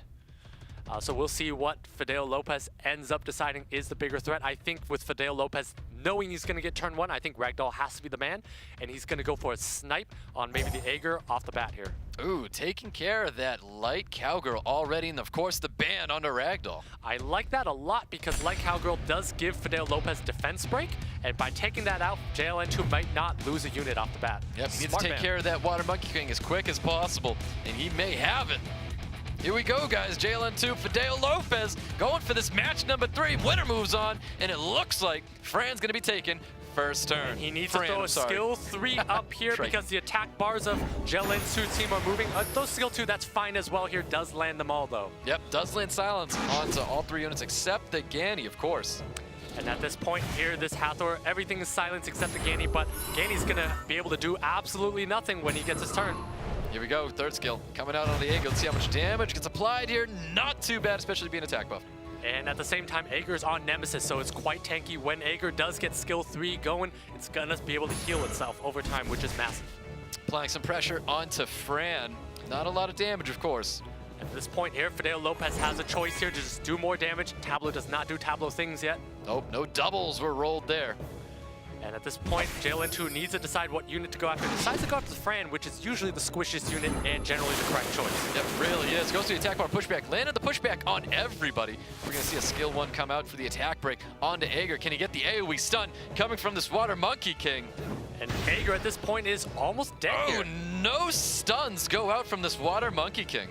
That is unfortunate. FideoLopez not having any luck this series here. That Water Monkey not landing anything, as you said. So he's going to have to wait a while to get that all or nothing back. And no attack bars because he did not land anything either. That's right. Roll doubles there. It's able to take an additional turn. And Tableau does have that skill 3. Still holding back on it, though. And gets a Vile proc for another turn. If he rolls doubles, he'll actually go again. And he'll have skill 2 again. Does not roll doubles, but gets a defense break. Defense break onto Aegir. Not looking good at all. He's able to eliminate this Aegir if he's gonna get a turn off. He goes to the reset on the Tableau stop in that third skill. Now, Triton applied a little bit of damage onto that Aegir. He needs to cycle out of this defense break. And he needs to also cycle to put that skill 3 on cooldown so he can start healing. That's right. No stun goes onto this Water Monkey King. Water Monkey King looking to take care of this Aegir. And Aegir's probably going to go down here. It's got defense break. It's going down soon. There it is. We've got it. Can he do it? There he goes. He shuts down that Aegir. We're seeing a skill 3 coming out, putting everybody to sleep here. At this point here, FideoLopez is going to face Ganny Hathor. That's going to tee off on him here. So we're about to see why Ganny Hathor is so feared here. So Ganny Hathor, he should be going after the Triton first. We'll see what he goes after. All the other units have 2-turn sleeps. We'll see what JLN2 does. Does make the correct play, goes after the Triton. Yep, chose to focus out this Triton, able to apply some glancing. He's going to start really focusing down that unit. Now, he did ventilate onto the Hathor. Hathor does have skills up. Can we see a stun going on to Triton? No stun, well, no provoke, and now he does land the stun. Does land a stun, should throw this sleep down again, just in case FideoLopez procs. That's right, landed it on everybody. You can see Fran did take that turn, so she's got a 1-turn sleep right now. Now we're looking at a stun. There's another stun. Josephine doing her job right now, and that's landing those stuns so that FideoLopez is not going to get any turns. And Ganymede does have a sealed magic up. He's going to seal the Fran here and continue to work the team. And that he's going to be able to ventilate the Hathor next turn. That's right. So he's able to do so much damage to Fran. He can ventilate the Hathor next turn. Oh, that was a nice Vile proc out, but it's not going to do him any justice. Not going to do him any justice at all because at this point here, that Josephine is going to take out that Fran on that next turn. That's correct. We do have the ventilate up. He does choose to use it, getting that third skill up from Hathor. Hathor's going to put everybody down again. He needs resistance here. He needs big resistance here. And nobody resists everything. Everybody goes to sleep. Now he works down that Fran, eliminating that unit. He's going to be working onto that Triton here. And at this point here, FideoLopez is pretty much out of the game. JLN2 is playing solitaire with this Ganny Hathor combination, but he does have a Triton with silences coming up. Sweeping Waves comes out, gets the 2-turn silence onto both Ganny and Hathor. Gets immediately stunned up by that Hathor. So at this point here, FideoLopez does need a proc on one of those 2 units or he will lose this game. That's right, ton of damage going on to that Triton. He's able to finish off that Triton here. Who does he wake up next? Probably the Tableau. Definitely should be thinking about waking up the Tableau here. Tablo does not have any skills, so he's gonna need to roll a lot of doubles. No doubles here, no dice. No dice. No Get a dice stun. at all, and Jalen2 has skills up again. Yeah, that's right. Able to reduce the attack power of everybody. Water Monkey King gets reset. We're going to see the sleeps again coming from Hathor. This is why the Ganny Hathor is so devastating. Imagine if he had a unit that dealt more damage than that Josephine, but the Josephine's just so safe with the amount of stuns that he does, and that is going to be it. JLN2 finishes off FideoLopez. We're going to see JLN2 in America's Cup. Congratulations to JLN2. If you haven't forgotten, I'm totally sick. Congratulations to JLN2 moving forward, joining up with the likes of Thompson and Tree in the high seed and Dreams Joseph in the low seed. Congratulations, and thank you for the awesome match to finish off today. JLN2 clearly showing us the power of Ganny and Hathor, why they're so feared. Yep, definitely. I mean, it's not often that we get to see the Ganny Hathor in SWC. Not a lot of people like to let that through. And I mean, FideoLopez couldn't draft the Ganny or the Hathor. And we saw JLN2 attempt the Ganny Hathor before, and he totally paid for it when FideoLopez got him on the ropes like that with a lot of Vioprox high damage as well. But JLN2 was able to finish him off that time. Yeah, at that point, once the Ganny Hathor came online with one more supporting unit to apply a lot more damage, that was pretty much game over. And as we saw there, JLN2 didn't even get any procs on the Ganny or Hathor. Imagine if they had proc, that would have been even harder to come back on. That's right. Ganny mitigates Hathor's cooldowns and essentially makes them 2 or 3 turn cooldowns instead, which is incredibly powerful. I got to point out for FideoLopez, though, great show. I really like seeing his progression through these games of the all-in damage with the Rogue or the Odin and eventually transitioning into a more control-oriented approach with those Tritons. FideoLopez had some really, really exciting matches. I mean, even this match against Tree where he was able to eliminate so many units. I mean, I know it wasn't a match that he won, but like it was exciting. You know, we saw some new units from FideoLopez, and we had some very exciting matches coming. Very exciting to see the Rogue doing a lot of damage, removing units off the table, having the quickest matches we've ever seen. Always exciting to see that, you know, and bringing in the tableau correctly. But unfortunately, just, you know, against Ganny Hathor, it's just difficult. And plus the Ragdoll, which is a 4-span there. That's right. We've seen a lot of great matches today. Let's go ahead and take a look at the results of today's tournament. There we go. So here's for Group B, the losers match. We got Trokamoo getting the first win in that round against FideoLopez, but FideoLopez ended up turning it around, moving forward in losers bracket. Yeah, FideoLopez showing a lot of aggression there, basically sniping from game 1. And there's what we just saw, the last chance match where FideoLopez got that strong win in the beginning, but wasn't able to replicate it in those later 2 rounds. I know JLN2 made the proper changes from that first match going into that second match, really able to deal with FideoLopez, and then of course the Ganny Hathor coming in with that third match, gaining full control. And finally throwing in that Ragdoll, as we know is a very powerful unit, becoming a 4-span from FideoLopez's side, and ensuring that JLN2 has that Ganny Hathor. That's right. And now here's the bracket that's all filled in. This is the journey that we just went through with these players. We've got Tree and JLN2 advancing to the America's Cup. Tree is a high seed and JLN2 is a low seed, joining up with Thompson and Dreams Joseph from the last group. And again, we'll have another group stage every Saturday, same time, same place. This has been Group B. And guys, we got one more coupon code for you just for hanging out with us, spending your Saturday. Thank you so much for being here with us today. And Stoic and Make It a Butt, it has been an absolute pleasure commentating with you guys. It's Likewise. always a pleasure. Yeah. Likewise. Love you guys. You guys do great. And thank you so much for watching today, guys. And bearing with me while I'm sick. We'll see you right back here next week for Group C. See you next time.